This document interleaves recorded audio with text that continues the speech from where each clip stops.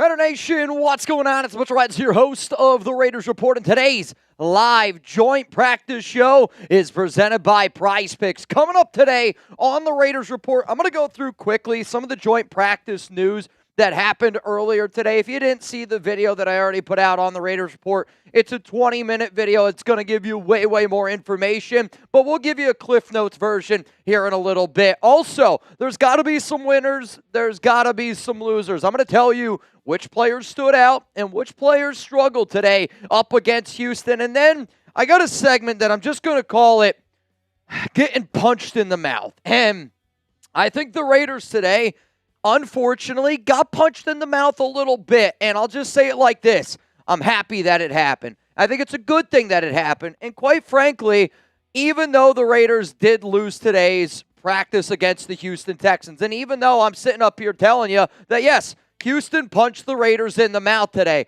I think it's a good thing, and I'm actually happy that it happened. And I'm also really, quite frankly, proud of the Raiders for still having a good day at practice, but still having the time and know withal that, hey, we have plenty of time to be able to figure it out a little bit. But sometimes you need to get punched in the mouth a little bit for a reality check. And I think it's a good thing that it happened today on August 16th or August 18th and not week 1 of the NFL season up against the Miami Dolphins. If you don't know, we will do a duck race. And if you want to get your questions, your comments on the program today, hashtag Raiders, or you can super chat. So one of the things that I put out on social media, and if you guys don't know, you can always follow me on social media at MitchellRents365. If you want a shout out here on the Raiders Report right now, all week long, I'm going to remind Jeremy Chuggs, and I'm going to remind Texans fans that there is only one nation. I've been hearing Texans Nation way too often this week. We're going to remind Chuggs, we're going to remind Texans fans out there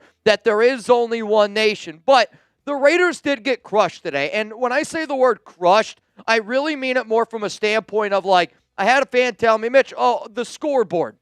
I'm not looking at the scoreboard in joint practice. I looked at the trenches, and the Raiders got their ass kicked in the trenches. The quarterbacks, honestly, Kirk Cousins, Fernando Mendoza, they were mostly good. Unfortunately, they both threw a pick six. So, I think, again, as a Raiders fan, am I happy that Fernando had some unbelievable throws today? Yes. Am I happy that Kirk Cousins had some good throws today? Of course. But I also know at the end of the day, if our QBs turn the ball over and if they throw bad interceptions, we're just not going to win a lot of football games. So I felt crushed as a fan knowing that our trenches got worked, that our quarterbacks turned the ball over. And yes, it was a good practice for the Raiders. It's also a little bit of a reality check. And I'm happy that we got that reality check today on August 18th. I'm happy our butts got kicked a little bit today because sometimes you need your butt kicked a little bit for a wake-up call, and I think that we're going to get that wake-up call for the Silver and Black. Other news that happened, and I know that this is a lot of news that other fans were looking for. We were looking for an update on Jackson Powers-Johnson, and according to Jeremy Fowler, the injury to him, it's believed to be short-term. Clint Kubiak did not sound too... I don't think Clint expects JPJ to play on Thursday. I don't expect JPJ to play on Thursday, which means the Raiders' starting offensive line is probably going to be Colton Miller, Spencer Burford, Tyler Linderbaum, Caleb Rogers, and DJ Glaze. And, Glaze had himself a little bit of a rough day today, but that's because he was going up against Will Anderson Jr. What up, Silver Ranger? What up, Raiders for life? I see Derek down below, Doug, Mike Nando, Peter, G. Ward, Raider for life. Greatly appreciate each and every one of y'all for tuning into the show today. So here's the question that I'm going to ask all y'all out there. I know that this is the Raiders Report, and we are absolutely going to talk about all things Raiders today. But my question to you is, do the Texans have the best defense in the NFL? Simply give me a yes. Simply give me a no. Though, if you do hit me with a no, all I ask is give me the defense that you think then is the best defense in the National Football League. And I bring this up because I know that I said in the video that I did earlier today, the Raiders got crushed. And I did. I thought, based on the people that I talked to, based on the reports that came in, the Raiders were crushed today by the Houston Texans. Offense and defense, Houston won both of those areas. And in a joint practice, that's kind of what I'm looking at here. But also in the same breath, as a young quarterback in Mendoza, with a offensive-minded head coach in Clint Kubiak, don't you want them to go up against the best? don't you want them to go up against a Super Bowl caliber defense? And I'm not saying like I want the Raiders. Of course, I want the Raiders to be a Super Bowl caliber team, but I also believe like if we want to be a playoff caliber team, the Texans are a great team to kind of go up against, because I do think Houston's going to make the playoffs. And I do think a lot of people here look at that Texans team and go, that is a playoff caliber defense. That is a Super Bowl caliber defense. And if Clint Kubiak, with this new offense, knew everything, I thought it was a good test overall for the Las Vegas Raiders. What up, Ray? I see you here in the building. What up, JMC? Mike Nando. Greatly appreciate each and every one of y'all for pulling up and showing out. Also, I got to give a shout out to today's sponsor, Prize Picks, for always showing up and showing out here at Chat Sports. And if you do not know, make sure that you use code HMA. And if you win your first $5 lineup, you're going to be able to go home with $150 in lineups to play with. If you follow me on Prize Picks, and you guys will notice there's a link down in the comments, down in the description of today's show. You just simply click on that link, win that first $5 lineup, and you get $150 in lineups to play with. So I do not have a Raiders preseason week 2 lineup yet because I didn't see any preseason Raiders-Texans numbers yet on Prize Picks. However, though, if you followed me, you will know that I won my lineup last week for the Las Vegas Raiders. Here's the show that here's the proof of that. Mendoza, I got a little Malik Benson action in there. Jeremiah Love, though, he had an ankle sprain. They worked him. I was shocked, actually, how much the Arizona Cardinals used Jeremiah Love in that preseason game last week against the Raiders. And once I get a lineup in, I will be more than happy to give you guys another lineup, though. Today is Tuesday. We are live here Tuesday on the Raiders Report, presented by Prize Picks. And I saw one of our guys put in a lineup. And whether you want to put some basketball action in, whether you want to get some baseball action in, on Tuesdays, they got Taco Tuesday. And it's always a deal. Just like on Friday, they do Flex Friday. So for anybody out there, $5, if you win that first $5 lineup, you're going to get $150 in lineups to play with. And I promise you, I will have a Raiders, Texans, Prize Picks lineup for that preseason game on Thursday. And if you don't know, I will be live an hour before that preseason game on Thursday. We got some super chats. I'll go through all the deals here on the program today. I still got to get into the practice news. But again, I already put out a video probably like 2 hours ago on the channel with everything that you need to know from practice today. We still got some more stuff, though, to get into, obviously, here on the live show. What up, Jason?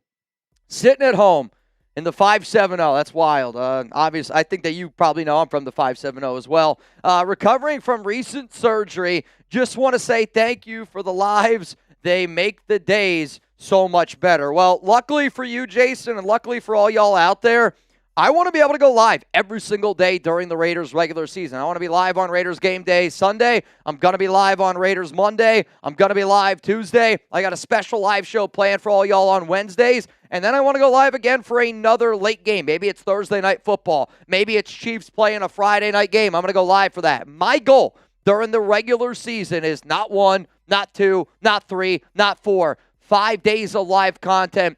You guys have shown up and shown out all the time, and I'm going to try to do the exact same thing. If you want lives every single day, let me know where your area code is right now. I'm from the 570 myself. Shout out to Central Pennsylvania. It will always be a special place in my heart. So today's deals, here we go. For anybody out there, if you don't know, I'm going to be doing a fantasy football league. Whoever bangs the most in the month of August, you get in my fantasy football league. Also, they are going to put in people via a fantasy football raffle. So if you're watching the program right now and you want a chance to get in, $5 super chat, you get one fantasy raffle ticket. $10 super chat, I'm going to give you 2 fantasy raffle tickets. If you send in a 20, I'm going to call it the fantasy wheel spin. It's going to be your best opportunity to get a ticket to get into my fantasy league. $20 Venmo gets you in the duck race if you want to put some money in your pocket. I know Raiders preseason week 1, we gave away over, I believe it was $2,120. So, shit, man. You're not going to win over $1,000 today. Raiders game day Thursday, though, I think you got a good shot. Obviously, if anybody bangs out there, it really does help us out. And I'll just say it like this. I know Chugs is going to be going live, I believe, in like 90 minutes from now. I think he said he's going to go live at 5 p.m. Eastern time, and he's been talking some smack all week, but that's good, right? Like, to me, you guys know how much I love Chugs. Chugs was a big part of this program for a long time, and I'm happy that he gets to cover an NFL team. I'm happy that he gets to cover a team that, he grew up watching. He's from the Houston area. But Chugs is going to be live later on today. I personally told him, good luck trying to beat us. And again, there's always going to be battles that we like to do, and I'm not going to sit up here and I'm not chugging any beers today. I'm just going to say it like this. Jeremy is going to show his audience whatever we make in Super Chats today, and he's going to try to beat that number. Whether you care we win or lose, again, that's totally up to you. I'm just going to say it like this. I don't want the number to be so low that when Jeremy goes live, they beat us really easily. I miss Chugs. I rock with Chugs, but Chugs to me is also going to be my little brother here at Chat Sports. And once in a while, just like the Raiders, sometimes you need to get punched in the mouth to get a little bit of a reminder. And I kind of want Houston Texans fans to get punched in the mouth a little bit today because I don't know how much it's going to happen on Thursday. Though, I'm hopeful. I'm hopeful. What up, Los Oakland? Kubiak should use Benson as Debo-style play. See, I disagree with that take. I think, quite frankly, if there is a player that the Raiders should use as a Debo Samuel, it's Trey Tucker. And I only mean that from like a pre-snap motion. And you saw a lot of that pre-snap motion in that game up against the Arizona Cardinals. They did a ton of pre-snap motion. But like Malik Benson isn't Debo Samuel. Just like Debo Samuel's not Malik Benson. The reason why it worked for Debo, he's a little bit stockier. He can run the football. Like Malik, you're just going to get him hurt if you do that. And Malik, Benson's a hell of a receiver. He's a hell of a down the field threat, but he doesn't have the bulk of somebody like Debo. And again, I don't even think Trey Tucker has the bulk of Debo Samuel. Debos don't grow on trees. So like, if you're trying to put the ball in the belly of a guy, kind of like they used Debo in San Francisco, I actually think the player to use there would be a Trey Tucker more so than a Malik Benson. Because I also think Malik can turn into I think Malik Benson will turn into a better NFL wide receiver than Trey Tucker. And I don't think that's that outlandish of a statement to make, quite frankly. Though, I hope Malik Benson turns into a better receiver than what Debo Samuel did. It would make me very, very, very happy. If you guys do not know who's in my Raiders Report Fantasy Football League, I will say this. We might have to add a few more spots. Wink, wink, nudge, nudge. So the people that are in my fantasy league, as it stands right now, I planned on doing a 16-team league. And I have right now Raider Ron, Bayou Raider, LCA, Matt Fluhey, Craig Nelson, Ron Raspberry, Steven Hansen, Jerry Danley was the MVP of last week's show, so that's why he got in. Rebel Montana is in. I put Taino Raider in because he donated a ton of things. My dad gets in the league. Shout out to Lord Cameron Abbott for putting him in. Obviously, I'm in the league. We got Brian Kullig and them. We got the August raffle. Preseason Week 2 MVP, and then the August Bang MVP. I'll just say it like this. I think I might have a really, really special surprise for preseason Week 3 in terms of a giveaway, but that's basically what I plan on doing right now, though. Taino did also tell me he might be willing to give his spot away. So just letting you know. And I know that there's a lot of people out there that want to get in the league, and this is going to be one of those shows where you don't have to super chat to make an impact. But I am going to do this show the same way, like if you went to a restaurant, if you went to a bar, if you walk in, of course you can spend money, but you don't need to spend money. You know why? Because people are going to have fun here no matter what. I want you to ask questions. I want you to be able to talk to each other down in the comments section. And obviously, if you support the program and you want to be noted for it, I'm going to do a good job saying, hey, thank you so much for helping me and my team here. Jerry Danley right now is the August Bang race leader, but as you noticed, Jerry's already in. LCA's already in. Steven's already in. Bayou's already in. If Jerry ends up being the MVP and he wants to put in somebody of his choosing, Jerry, you're more than able to do so. So I want to know from all of y'all down below, since the Raiders did take on the Houston Texans today, and today was a tough day for the Raiders. I mean, let's just face it. You're going up against one of the best teams in the National Football League. They are. Houston is one of the best teams in the NFL, and I think that they have the best defense in the league. So let's talk about how good that team is, because I know what social media does. And I know when I put out a video that says, hey, the Raiders got crushed today by the Texans, people think that I'm mad about how it went down. I'm not mad about it. Quite frankly, today's joint practice went exactly how I thought it was going to go. And it went basically in the idea of we got dominated in the trenches. Their defense was really, really good. They ran the football down our throats, and our quarterbacks, for the most part, were good. Unfortunately, our offensive line struggled against that defense. Like, I think exactly how you thought practice was going to go today is exactly how practice went for the Raiders. And, like Brock Bowers, he was elite. No shocker there. Love seeing that Quay Walker was able to get an interception. Our secondary overall was pretty shaky from what I understand today. Mike Washington Jr. was somebody that was able to run with some physicality overall. Like, Caleb Rogers is getting work with the one since JPJ's out. I know what I expected from the Raiders today, and it did. I thought it was the exact same way that I thought it was going to go down. Here in Traden Stukes, was getting some work with the ones. That's a good sign. Adam Butler was somebody that, had a good sack today. But, overall, our wide receivers struggled to get open. Our offensive line struggled against the defensive line. It was just, I expected the struggles that happened today, but I think it's a good thing that it happened because sometimes you do need to just get punched in the mouth a little bit, and then you get that wake-up call. Just so all y'all know, we do have 335 people here in the building. If you haven't already hit that like button, please make sure you do so. I have a bunch of segments to get to on the program today. Shout out to Sam Warren, who was one of the Raiders beat reporters, which was kind of cool for Sam. Sam was a part of Houston's team last year, so now he gets to go back down there. But Clint Kubiak said, "We'll see." When asked whether the starters are going to play in Houston on Thursday, he did say, though, Fernando Mendoza is going to get a lot of reps against the Texans, and I'm happy.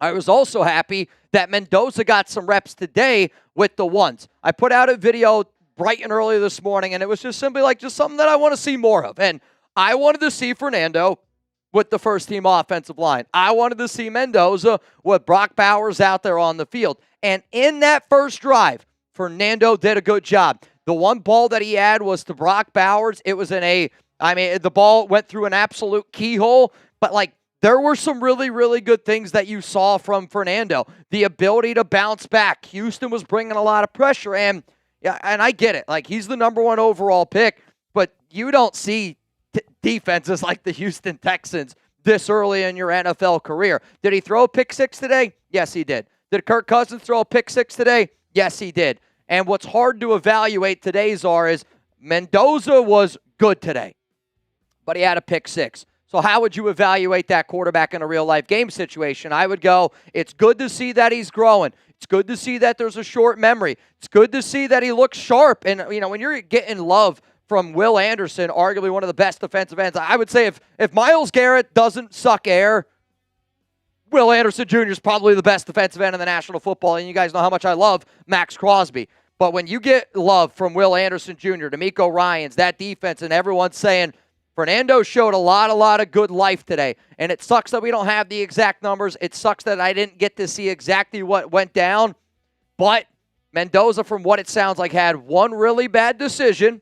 Sounds like he was a rookie, but for the most part, sounds like he was really good today. Adam Schefter also reported this, and you got to keep your friends close.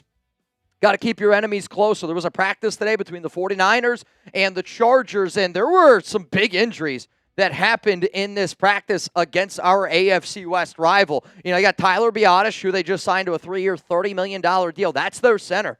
Went down with an injury. Linebacker Kyle Kennard and wide receiver Quentin Johnson all left with an injury. So, I'm never going to root for an injury. I will not do it. I also saw Bo Nix got into a fight today with one of the Broncos defenders, and I was I literally thought to myself, man, do they wish that they were Max Crosby and Kirk Cousins. But, I am never going to wish an injury on our opponents, but you also have to admit that this does impact the Chargers a lot. And, for a Raiders team that's got the Chargers early on, gonna be watching. Gonna be watching. No doubt about it. We got Joseph. What up, Joseph Chavez? Hey, Mitch, after today's run defense performance, do you think we actually need to trade for Vita Vea now? Here's the thing, dude. My opinion on trading for Vita Vea has never changed. It has never changed. I just haven't heard anything on it. Again, I don't do this show to just blow smoke. I was told by a good source, however many weeks ago it was, that the Raiders already had a deal on the table for Vita Vea. The problem is it's been crickets since, and I haven't heard anything really. So one of the sources that I talked to when I was in Las Vegas during the open practice week was along the lines of like they were looking at defensive tackle. However, though, by them going out and getting Fali Fakutasi, they did move on from Benito Jones. Like there's no doubt that they're trying to mix and match, trying to get some extra names in there. But like I don't know who's going to make that move for Vita Vea. I just haven't heard anything around it. But quite frankly, I mean, with how bad our defense was today against the run, and one of the quotes that one of the Houston Texans beat reporters said, it was like, today was the best day for the Texans ground game all offseason long. And not shocker, right? The Raiders' defensive line's not as good as the Texans' defensive line. The Raiders' defense isn't as good as the Texans' defense. I expected to see reports like that, and I think most Raider fans should. But also, when you see how much we got ripped apart against Arizona, and now you're hearing what you did against Houston, it's kind of why one of the shows that I'm going to do, and I don't want to give away one of my segments that I'm going to do, but this is the idea. Sometimes it's good to get punched in the mouth a little bit because I'd rather that wake-up call on August 18th instead of 3 weeks into the season and we're going, holy crap, I can't believe our run defense has been this bad. If you get beat in that preseason game, and if it continues to look bad, then yeah, you got to make a move. Because if we don't make a move on that interior, I'm concerned about this Raiders defensive tackle group. Let's go to my guy, Craig Nelson. Let's get him a wheel spin. Games are won in the trenches. We know about our defensive tackle deficiency, and the offensive line needs time to gel. Houston was 3-13-1 in 2022. Yeah, they were also 0-3 to start the year last year. Like, the Texans, to me, is a brand of football that wins. And it's the brand of football of, hey, I'm going to come after you with a great defense, and we're going to try not to turn the ball over. Like, that's a brand of football that does win. Unfortunately, patience is key. Hope Chuck is doing better. My dog Chuck is doing better. Thank you guys so much for asking. I still don't have the lab results yet. Once I get the results, again, he had a growth in the back of his tooth. They made it sound like it's common for dogs, though there is a chance that it could happen. It would be like if you had a mole on your leg. You want to get it tested, probably going to be okay, but in the back of your mind, you're concerned about it. My family's doing much better. It was just a tough weekend, and you guys know Chuck's my best guy. Chuck's my dog. I love him to the end of the moon and back, so having my wife's family unfortunately lose their household dog that she grew up with was a really, really tough time in my household. And selfishly, I felt bad because I can't imagine when that day happens to me, and I think, for any guy out there, for any couple that's got a dog, Chuck's my baby, and when I lose him, I'm really, really going to have a tough time. Let's go to a wheel spin here for my guy, Craig Nelson. Now, Craig, whatever this lands on, okay, whatever this lands on, that's how many raffle tickets you're going to get into my fantasy football league. Here's the thing, Craig, you're already in the fantasy league. So, Craig, if you're down, I'm going to give these 4 away because you're already in it, dude. You're already in it. If you're like, no, don't give them away. I'll keep them. That way, if you end up winning, you can pick the winner if you want to do that. It's totally up to you, Craig. But just wanted to be able to let you know because you are already in this fantasy league. You were already one of the Bang MVPs. So let's give it a spin. All right, so whatever this lands on, give it to Sherlock Raider. You got it. Whatever it lands on, I'm going to give these to Sherlock Raider. And if there's anybody out there that's already in the fantasy league and you end up getting raffle tickets, if you want to be able to give them away, hey, please don't. I think it's what this show is all about here. I want people to participate. I like when people participate in our shows. Obviously, I do all this stuff for a reason. But in the exact same breath, if you are a Raiders fan, you can watch the Raiders Report every single day and never spend a dime. You're going to become a smarter Raiders fan, and I mean this. I think you're going to become a better Raiders fan. And it's not because of me. It's because of the community that we've been able to build here over the last 9 years. And I am extremely confident in that statement. You ready? All right, let's get a wheel spin going here. Let's go.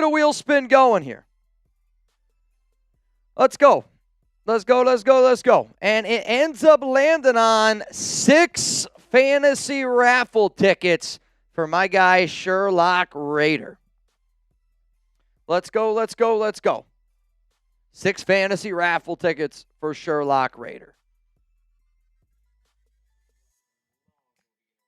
Buddy Bear, where's Chugs at? Chugs is getting ready to go live on Texans.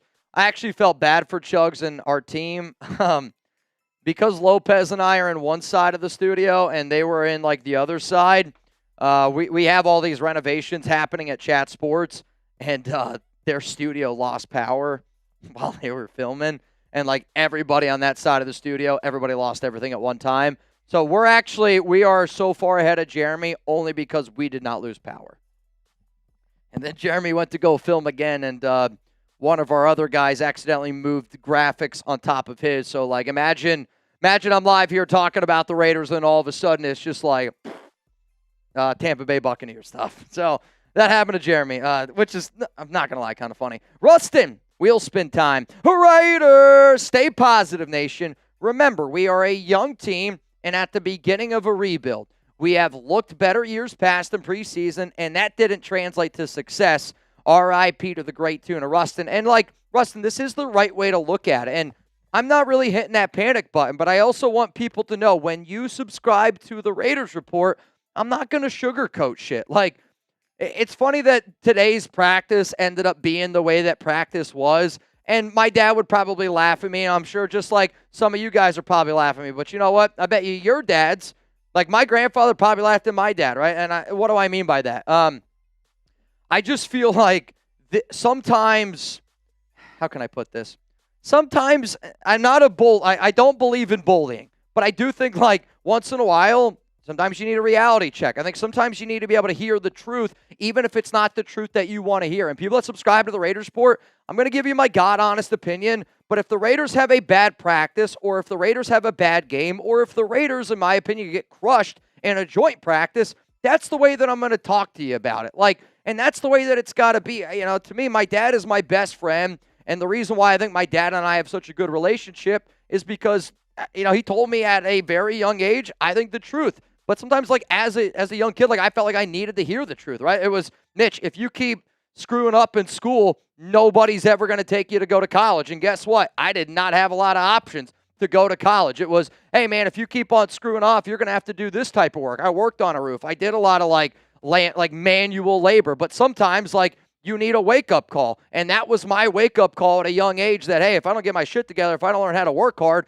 it's going to be a tough life for me. And I think everybody knows here I work hard every single day. So I think for the Raiders, when you have a practice like they did today, I think it was a little bit of a wake-up call. It was a little bit of a reality check. And it was the Raiders looking at it. And if they don't feel like that they got their ass kicked today, shame on them, because they did. They got their butt kicked today in the trenches. And I don't want to hear what the score is. I think if you're keeping track of a score at a preseason, joint practice, kudos to you.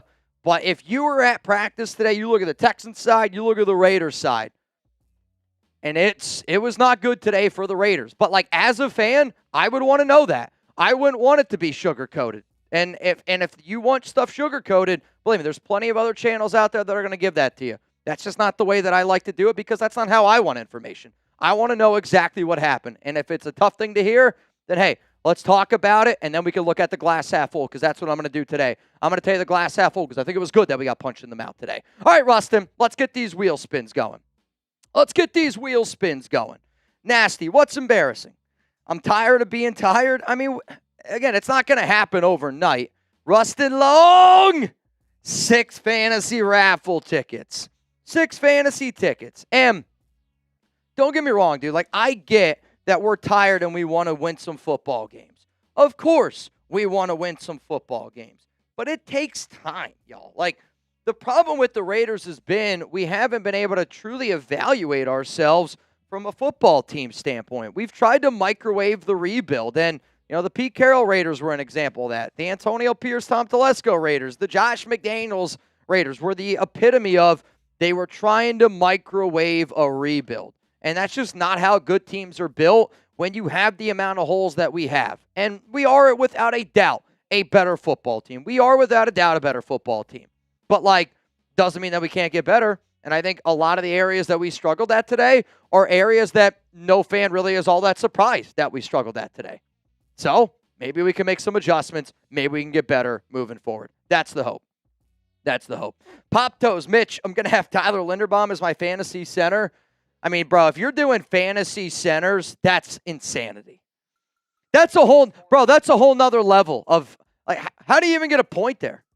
Is that a point per snap, a PPS? LI Raider, 2 legendary teams. But I'm over my brother talking up Green Bay. Time for a return to excellence.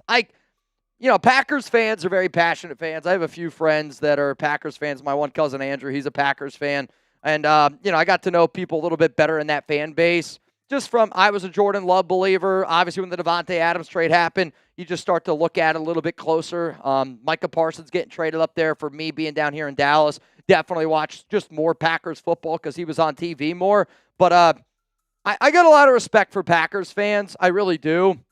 But in the exact same breath, I just want the Raiders to be competitive enough where I'm proud to be a Raiders fan. Like, I'm proud to be a Raiders fan. I am. I am super proud of Raider Nation. I'm proud to be a fan. But there were times last season that, like when Geno Smith flips off the fan base, that has nothing to do with wins and losses. But that moment, I didn't want to wear Raiders stuff that next day because I'm going, hey, if Pete Carroll, if John Spytek, if our Raiders organization is okay with that bullshit, I ain't supporting that. And I did it. Like, I let people know. I sent messages, and, it was very well not received, and they know that. But, like, in the same breath, like, this is going to be a season where I feel like win, lose, or tie, every Monday I'm going to wake up and I'm going to go, you know what? I'm proud to be a Raider fan. I'm proud to be a fan. I'm proud that team out there is showing that they want to be a part of this organization, that they want to earn that shield. Like, I am a believer in Clint Kubiak football, but I also know the style that Clint Kubiak wants to play is what the Houston Texans do really good. And the Houston Texans are a team that they punch you in the mouth. And I want to be a football team that punches you in the mouth.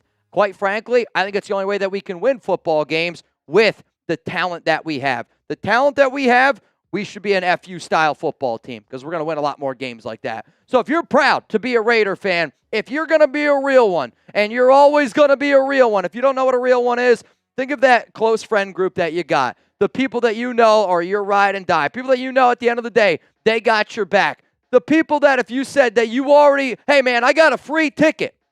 I got a free ticket to go to the Raiders game. You're like, that guy's already saying, tell me when, tell me where, I'm going to be there. Y'all need some good friends like that. And I see Peter, I see Thompson, I see Neil, I see Rustin Long. Appreciate each and every one of y'all. Also, I appreciate this guy right here. Cats! Joey! Bang! What up, Cats? Too early to tell, but we do have glaring needs. Nose tackle, wide receiver, offensive line. Vito would fix the defensive line fast, but I'm not the GM. Too many fans thought we were going to pull a Patriots and hit 10 wins. Slow down. I'm anticipating 6-7 wins, continue the build. And, I think most Raider fans probably agree with everything you're saying here, Cast. And, today, our Raiders defensive line, it got worked, and we gave up some ground. We did. We struggled against the run today, which that goes back to the defensive tackles. That goes back to all the conversations we've been having all offseason long. Our wide receivers, they struggled to get open today. I talked to somebody a few hours ago, and they were essentially like, if it wasn't Brock, if it wasn't a check down, our receivers did not get open. So, that goes back to, all right, we kind of knew the wide receiver issue, right? The offensive line. I actually think the offensive line is going to be okay. We just ran into a buzzsaw. We ran into a Houston Texans defense that is really, really talented. And to be real with you, they're probably going to embarrass most teams they go up against. The other area, though, where today I got a little bit, concerned is the secondary. And the secondary struggled against Arizona. The run defense struggled against Arizona. The run defense struggled against the Texans. The secondary struggled against the Texans today. We gave up a lot of big chunk plays. And, the last time I saw C.J. Stroud, he didn't look very good. C.J. Stroud looked really good today. He did have an interception against Quay Walker. But, I would say a lot of the issues that I thought the Raiders had were just made a little bit more obvious today. And sometimes you need to get embarrassed a little bit. You need to get your butt kicked. And you need to see it multiple different times. I'm not saying this because of anything that I heard, but I know for a fact that this practice, this preseason game, means something to Clint. His dad, Gary, was at practice today. Former head coach of the Houston Texans. And that entire Kubiak family, I've said this before on the show. I don't know if y'all know this or not, but Chugs' family through marriage is related to the Kubiaks, and they are based in the Houston area. Like, I know how much Houston matters to Kubiak, and I know how important these joint practices are, and I know how important that preseason game is to that Clint Kubiak family. So, like, this practice does mean a lot. The joint practices mean a lot. So I think for what happened today and what could happen in the preseason, I know Clint Kubiak doesn't want to get punched in the mouth. And if it happens, maybe it's good. Maybe getting punched in the mouth today leads to a Vita Vea trade. Maybe it leads to us going out and getting another receiver, though Keenan Allen just went to the Indianapolis Colts last night. Let's go to my guy, Alfredo. What up, Alfredo? Also, shout out to Cass Joey. First bang of the day today, and I do want to beat Jeremy Chugs in a Super Chat battle. What up, Alfredo, bro? It was such a pleasure seeing you again last week in Vegas. Crazy how time flies now that my little boy is 4 years old, but being able to get autos from the rookie class was dope. So shout out to my guy, Alfredo. Can you give him a wheel spin here? I think one of the coolest parts about doing this show, and also, like, I had a few of my really close friends, like the guys who were in my wedding group party, my college roommates. They're talking about trying to get out to Las Vegas because I'm going to be out there week 10 for the Raiders-Seahawks game, and they're talking to me right now about trying to get to go out there. And my buddies, I never thought in a million years would want to go out to a Raiders game. So first off, if anybody's got any tickets and you want to hook up my buddies, please let me know. But I only say that because, Alfredo, I've been out there now. When I first met you, that is crazy. I mean, it's 4 years ago. I was at Red Tail. I forget what game it was exactly, but, I remember you walking up to me, and you told me, by the way, Alfredo, you're going to get 7 fantasy raffle tickets here. For those that don't know, Alfredo, I was the very, very first person. This is a true story, Alfredo. You got to have my back here. But he came up to me at a Raiders watch party that I did many years ago, and this is why, again, it's the best Raiders community on planet Earth. He told me that him and his wife were expecting, and I was the very, very first person that found out that he was going to be a dad to a baby boy. And, that's crazy to me, right? That's such a humbling thing. And what was super full circle was I got to meet his son this past trip when I was out in Las Vegas. We ended up meeting at Beer Park. Shout out to you and the fan for pulling up. His son, 4 years old, name, Raider. Like, when I was like, dude, that's crazy. And, like, I know, like, there's a lot of diehard Raider fans out there, but that was a really cool full circle moment for me. I had a bunch of, kids run up and be like, hey, that's Mitchell Renz from the Bleacher Report. Super humbling, the fact that you guys even allow your family to tune on this show, and it does. It does not go unnoticed. So, Alfredo, very, very cool seeing you as well. I also saw a bunch of Raider fans that had the F the Raven shirt on. I believe Giuseppe, and I want to say C. Gabe Go. Maybe I'm wrong on that, but I know I got to see Giuseppe and C. Gabe Go both out there, and I'm pretty sure both were rocking a Raiders Report shirt. Speaking of which, if anybody wants to get their hands on the F the Raven shirt, or if anybody wants to get their hands on any Raiders Report merch, the reason why I'm rocking a Brock Bowers today is because I saw a lot of people were scared about Brock Bowers and that knee injury, and he had himself a hell of a practice today. He's been unbelievable this entire offseason. But being out at Allegiant Stadium and running into Raiders fans that had Raiders Report shirts on, it was cool. Like, and I don't mean this to sound weird, but you guys might notice me, and I might not know that you watch the show. I guarantee you this. Any person that had a Raiders Report shirt on, if I saw it, I did. I walked up, I signed a bunch, but, even my wife was picking out Raiders Report shirts, kind of like it reminded me when I was a kid, and, me and my buddies, my wife and I still do it from time to time, and we played this game. No, but, like, it's the punch bug game, right? Like, you're driving down the road, and you're like, oh, there's a punch bug. Give a little pop. Like, watching my wife find Raiders Report shirts throughout the stadium was truly, like, one of the coolest things out there. But I did see a bunch of Raiders Report fans get together. I did see a bunch of people say, hey, like, I'm a part of this community. I saw people get, like, photos together. It was really, really flipping cool. So I'm just going to say it like this. If you ever see any Raiders Report gear that you want to get your hands on, go to chatsports.com/RRshop. And if there's any, like, new gear that you want to see me show, let me know. Because at the end of the day, the people that are watching a Tuesday Live, at the end of the day, the people that watch the show every single day, I want to make stuff that you guys want to wear. I want to make stuff that I want to wear. So go to chatsports.com/RRshop. That link's down in the comments. It's down in the description. If you support the program, obviously, it's noticed. And obviously, I greatly, greatly appreciate it. All right, y'all. Let's go through some super chats here. We're about to get into some winners and losers from Raiders joint practice today up against the Houston Texans. What up, Steve? Mitch and the Nation. Should we be worried about the wide receivers and defense before the start of the season? I'm nervous right now after the first game. Like, here's the thing, Steve. I feel kind of the exact same way that I have all off season long. Like, I've known that our wide receivers are a weakness of ours. I've known that our defensive tackle room is a weakness of ours. Like, those are things that we have known. We knew it back in March. We knew it back in February.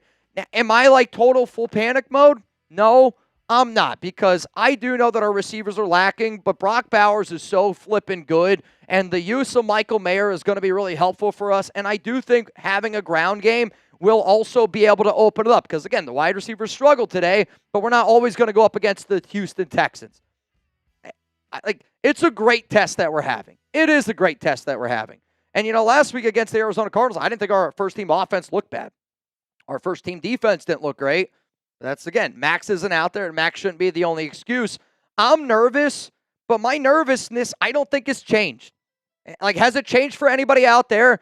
I will say I am the exact same nervous about our wide receiver room now, and I'm the exact same nervous about our defensive tackle room now. Like, maybe I'm more confident in our DT room because of Tonka Hemingway's emergence a little bit, but, like, I'm still... Like, if fans were to ask me, what are my biggest concerns from this team? I probably will say special teams place kicker. I'm probably still going to say our defensive tackle room. And I'm probably still going to say our wide receiver room. Like, I am. And if Traden Stukes doesn't start at free safety, it's probably going to be our free safety position.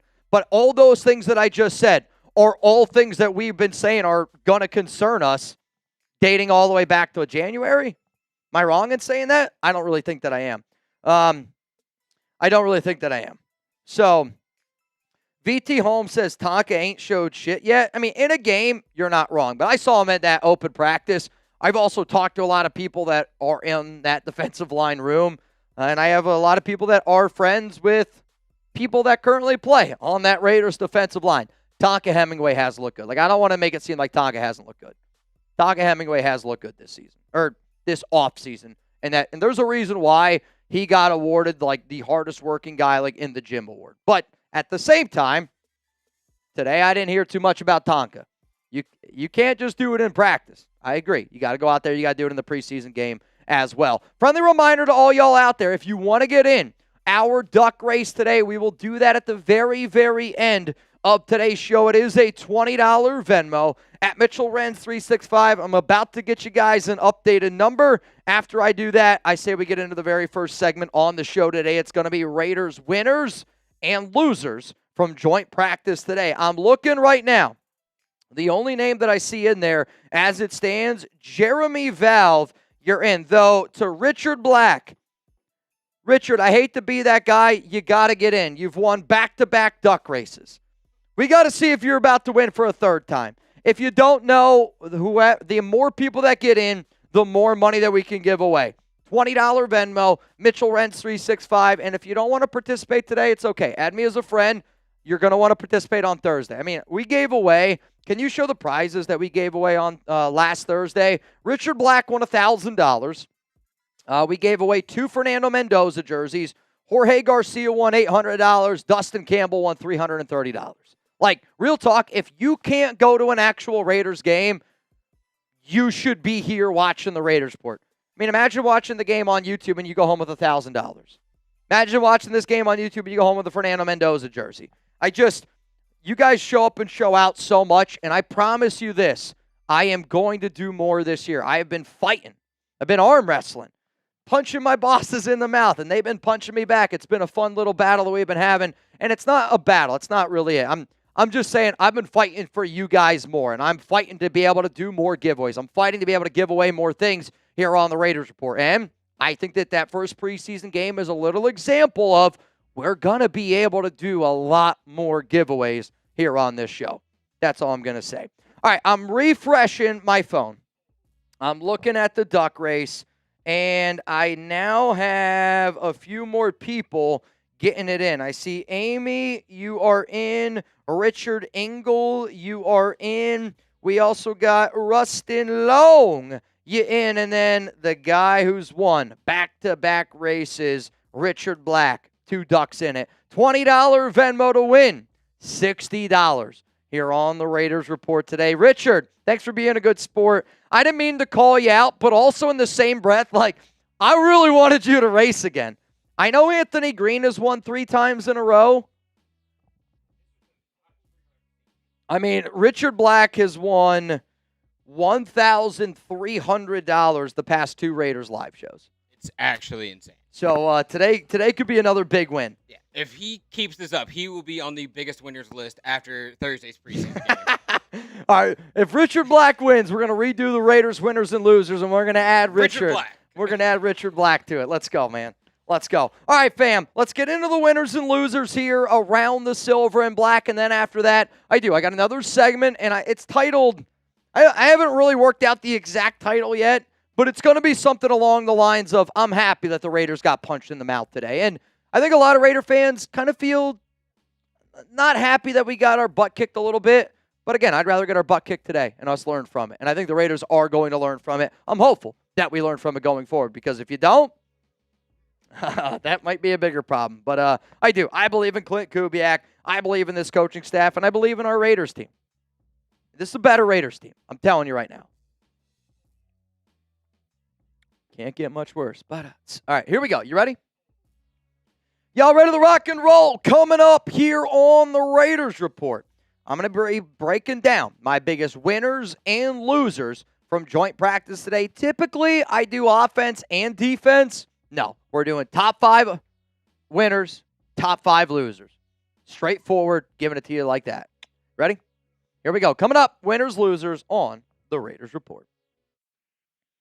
Raider Nation, it's Mitchell Renz here, host of the Raiders Report, and today's winners and losers from Raiders joint practice up against the Houston Texans is presented by Prize Picks. I don't have my Prize Picks lineup out yet on this game, but you know what I will have? Guaranteed a Prize Picks lineup for that Raiders game on Thursday against Houston. And my guy Jeremy Chugs, he's the host of our Texans channel here at Chat Sports. Well, guess what? I want to remind him, I want to remind all the Texans fans out there how the Raiders Report gets down. And we're doing a sub battle this week. For the low price of $0.00, you can get Raiders videos every single day for the next 365 days. And if you don't know, this is the #1 spot to be on a Raiders game day. We gave away over $2,000 and 2 Fernando Mendoza jerseys in last week's preseason game. If you bleed silver and black, hit that subscribe button and help me take down Texans today. Let's now get into the winners up against the Texans, and then we will go to the losers. I'm going to rank them from 5 all the way down to 1 being the biggest winner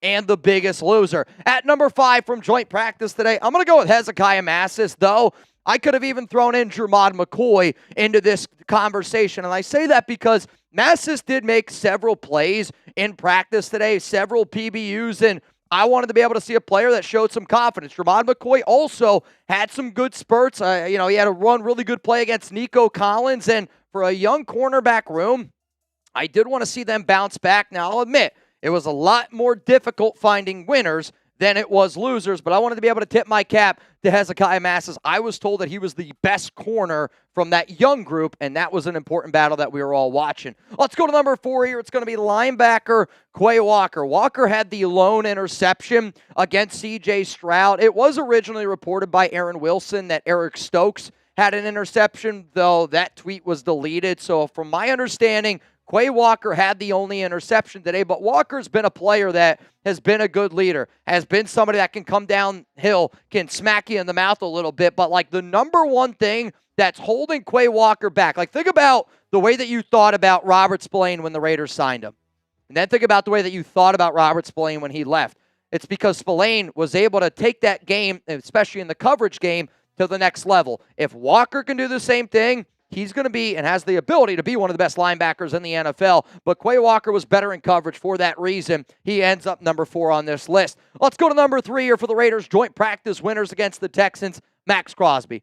Max Crosby is the best player on our defense. And if it wasn't him creating pressure today, the Raiders really did not get a lot of pressure. There were other sacks that were had, But 98 was the constant person getting after CJ Stroud. He had a few sacks. He was a very, very vocal player. Got into a little bit of a tough tussle with Keelan Rutledge, but he's our tone setter. 98's the leader of this defense, and without a doubt was a winner today against the Texans. Let's go to number 2, and I'm going to say Mike Washington Jr.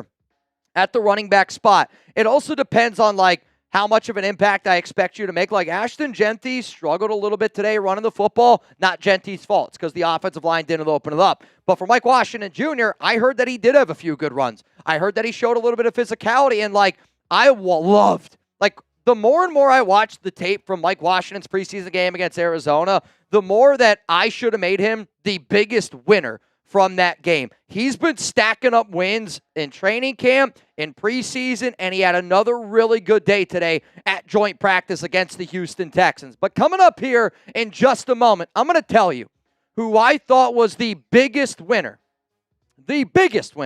from Raiders training camp practice today. That's going to be coming up here in just a moment. But before I get into that, I do got to give a shout out to our sponsor. It's PrizePicks, America's #1 sports pick app out there. And the Raiders, they lost today against the Texans. But when you're going up against the #1 defense, sometimes you get hit with a reality check. And I'm about to hit Raider Nation with a little bit of reality check right now. If you give me a follow on PrizePicks at MitchellRents365, and if you use the code that you're going to be able to find down in the description, down in the comment section, use code HMA. If you win that first $5 lineup, you're going to be able to get $150 in lineups to play with at America's #1 sports pick app, which is PrizePicks. Here's the other part. Team picks are available. So, if you're going, Mitch, I don't know how much Fernando Mendoza is going to play. I don't know how much Ashton Genty is going to run. I don't know if I want to go more or less. Well, you know that the Raiders are going to play the Texans. And the last time that I checked, the Raiders were not expected to win this game. I think it was if you did a $5 lineup and you won, I believe you would get $12 if the Raiders were able to get a win up against Houston. And I don't have my lineup out yet, but I was able to win not only one, but I won 2 lineups in that Raiders game. I'm going to give you a power play, and I'm going to give you a flex play. Since you guys are also watching, though, on Tuesday, if you haven't seen a Taco Tuesday, PrizePicks every Tuesday drops a taco. And if I saw a taco drop on the floor right now, I'm so hungry, I might actually eat it. But this is also a deal from PrizePicks.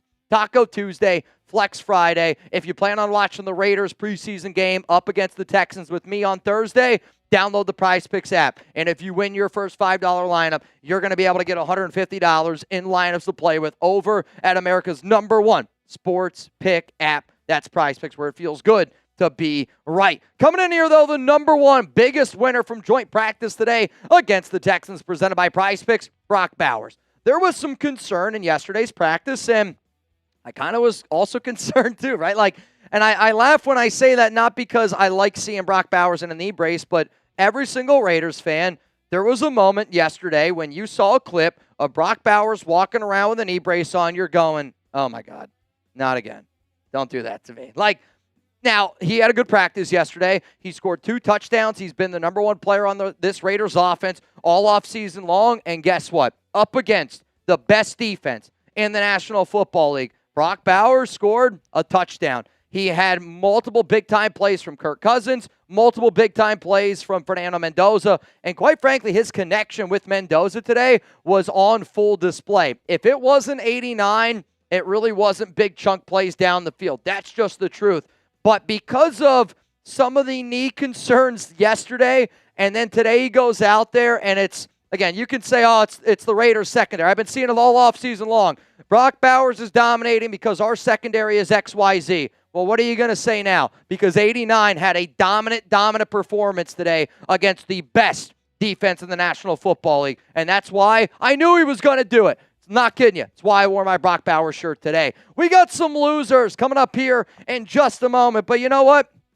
This guy might be a loser for leaving the Raiders Report. No, you guys know I love my guy, Jeremy Chugs. But still, I'm always going to look at Jeremy as my little brother of this show. There hasn't been anybody that I've worked with longer at Chat Sports, and I know that a lot of y'all have a good relationship with my guy, Jeremy. But here's the thing. When he goes live on Tuesday, he's going to try to beat the Raiders Report. When he goes live tomorrow, he's going to talk about beating the Raiders Report and subs. When he goes live on Thursday, he's going to talk about taking down Raider Nation. So I told Jeremy I was going to do this, and I hope that you guys have fun with it. I want you to trash talk Chugs because Lopez can back me up, Reed can back me up, anybody here at Chat Sports can back me up. Jeremy is a shit stirrer. He's a pot stirrer. So you know what? Let's stir this pot a little bit. I'm going to send Jeremy my favorite comments, but if you want to talk a little bit of trash to Jeremy Chugs, let him have it down below in the comments section. Let's now go to the losers here for the Raiders up against the Houston Texans. I think you have to put the Raiders secondary in this conversation. And again, I could have gone on a player-by-player base, but unfortunately, there was just too much to talk about, and there was glimpses where Darian Porter struggled. There were glimpses where we gave up big-time chunk plays, and I don't know the exact yardage, but Jalen Noel, Jaden Higgins, Nico Collins, Dalton Schultz, hell, even, a lot of players in their running back room had a lot of touchdowns today. They had big chunk plays, and this is a bit of a, I was upset, and I'm putting the secondary on here as a loser because they struggled against the Cardinals the way they did. Gave up 15 of 15, and then yet again today, didn't have a good practice. Let's go to number 4 here. I'm going to put Fernando Mendoza and Kirk Cousins as a loser, and this is a tough one simply because both Mendoza and Cousins, they had a good practice. They did. Mendoza had several good throws. Kirk Cousins looked really good. They moved the football efficiently. However, Fernando threw a pick 6. Kirk Cousins threw a pick 6. I guarantee you if I was sitting up here on a Raiders game day and I said Fernando Mendoza threw for 300 yards, 3 touchdowns, and he had a pick 6, and if I thought that pick 6 was bad enough to where we lost the game, I don't care what your numbers are. I need Fernando. I need Kirk to take care of the football. With the amount of interceptions that have been thrown by this quarterback room over the past few years, I need a quarterback that take care of the football. And I would say the same thing to Mendoza. I'd say the same thing to Kirk, and they'd probably say the same thing to me. It was a good day for them, but it's got to be cleaned up. For that reason, they're going to be a loser here for me. Let's go to number 3, the Raiders wide receivers. Essentially what I was told today, and again, I'm not at Raiders practice, but through the years of me doing this show, and honestly, with the connections that we have here at Chat Sports with a lot of people down in Houston, the receivers today did not get open. If it wasn't Brock Bowers stretching the field, if it wasn't Dinkin and Duncan, I was essentially told that the receivers could not get open. Now, am I surprised? I am not. I expected Jack Besh, Malik Benson, Trey Tucker, Jalen Naylor to struggle up against Derek Stingley, Lassiter, and the best secondary in all of the NFL. I did expect to see it happen. But still, when it happens, we got to be able to say they were a loser. And the Raiders wide receivers today were unfortunately a loser. Let's go to number 2, the Raiders offensive line. Will Anderson had himself a day. DJ Glaze, iron sharpen iron. He's going up against 98. He's going up against Will Anderson all day. But also it was Fernando and Kirk were under duress. The Raiders struggled to run the football consistently. If Gente doesn't get that ground game going, you're just putting all the stress in the world on Kirk. You're putting all the stress in the world on Fernando. And, that's also why I said today what I did, that I felt like the Raiders got crushed. Because if this was a real-life football game, I don't want to hear preseason score, this joint practice score was this. I've already heard it way too many times. I promise you this right now. If Fernando Mendoza or Kirk Cousins throw a pick 6, and if our trenches get dominated the way that our trenches were, it's going to be a blowout against the Houston Texans. And I don't think many people are going to disagree with that statement. But coming up here next, I'm going to tell you the biggest loser from Raiders training camp practice today up against the Houston Texans in joint practice action. And I use the term winner or loser not because, again, I don't like calling our own guys losers. It is really just a term for a video. I am a content creator. I am a YouTuber. I am an entrepreneur. It is simply just a term. But there was a certain position group that really struggled today, and for that reason, I got to make him the biggest loser. If you don't know already, I'm really fired up about this upcoming Raiders season, and if you're fired up to be a part of our Raiders Report family here, I hope that you get your hands on some merch, whether it's a t-shirt, whether it's a hoodie, whether you want to get a beer glass, a soda glass, hell, we got coffee mugs, we all got all sorts of stuff out there. And if you do end up getting any merch, tag me on Instagram, tag me on Twitter. I would love to be able to showcase a lot of the people that represent the program that we've been able to build. But I'm going to be out in Vegas more than I expected this upcoming season. And I got family members that potentially could go out to Vegas with me, and I'm really, really excited about it. And if anybody is ever out in Las Vegas, if you're ever out, and I don't care what city you're at, wear your Raiders Report gear. Be a proud Raiders Report fan. And I only say that because I know this. The amount of stories that I heard over the past 2 weeks of fans going up and meeting each other is really, really cool. Family members getting to know each other, kids getting to know each other. I met a Raiders Report watcher, got to meet him and his wife, his 2 daughters, met him 6 years ago out in Las Vegas. And they're friends with Raiders Report family member who also watches the show from a previous event that I did because their daughter is right around the same age, 5 or 6 years old. You know who you are, and I really appreciate that conversation. But they made that relationship simply because they saw that they were wearing Raiders Report stuff. I say it because I believe it. We're building a community, and I just want more people to be a part of our community. That link, comment section down below. Let's go to the number 1 loser, though, for the Raiders up against the Houston Texans.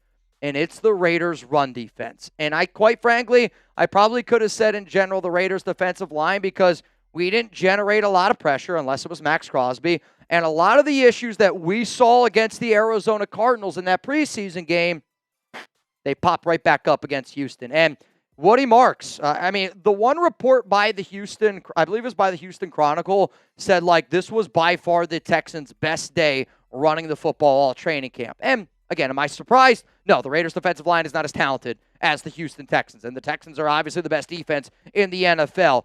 But when you see the same issue over and over and over again, and you decide to ignore it, I'm not saying the Raiders are ignoring their run defense issues, but, and I love trading Stukes, if you're going to pass on a Caden McDonald, a Christian Miller, and you're going to draft Traden Stukes, where you did at 38 overall, you better be able to fill some needs. And this defensive tackle group, our inability to get pressure on the quarterback, our inability to stop the run, this has been a problem that we have had all off-season long. So I am believer, and I want y'all to know, I believe in Clint Kubiak. I believe in Rob Leonard. I believe in Rick Dennison. I believe in the Las Vegas Raiders.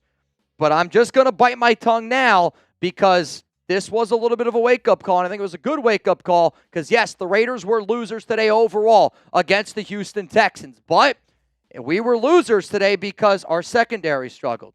Our wide receivers didn't get open. Our offensive line didn't create running lanes, and the offensive line's the one that I'm willing to kind of all right, we'll push it to the side.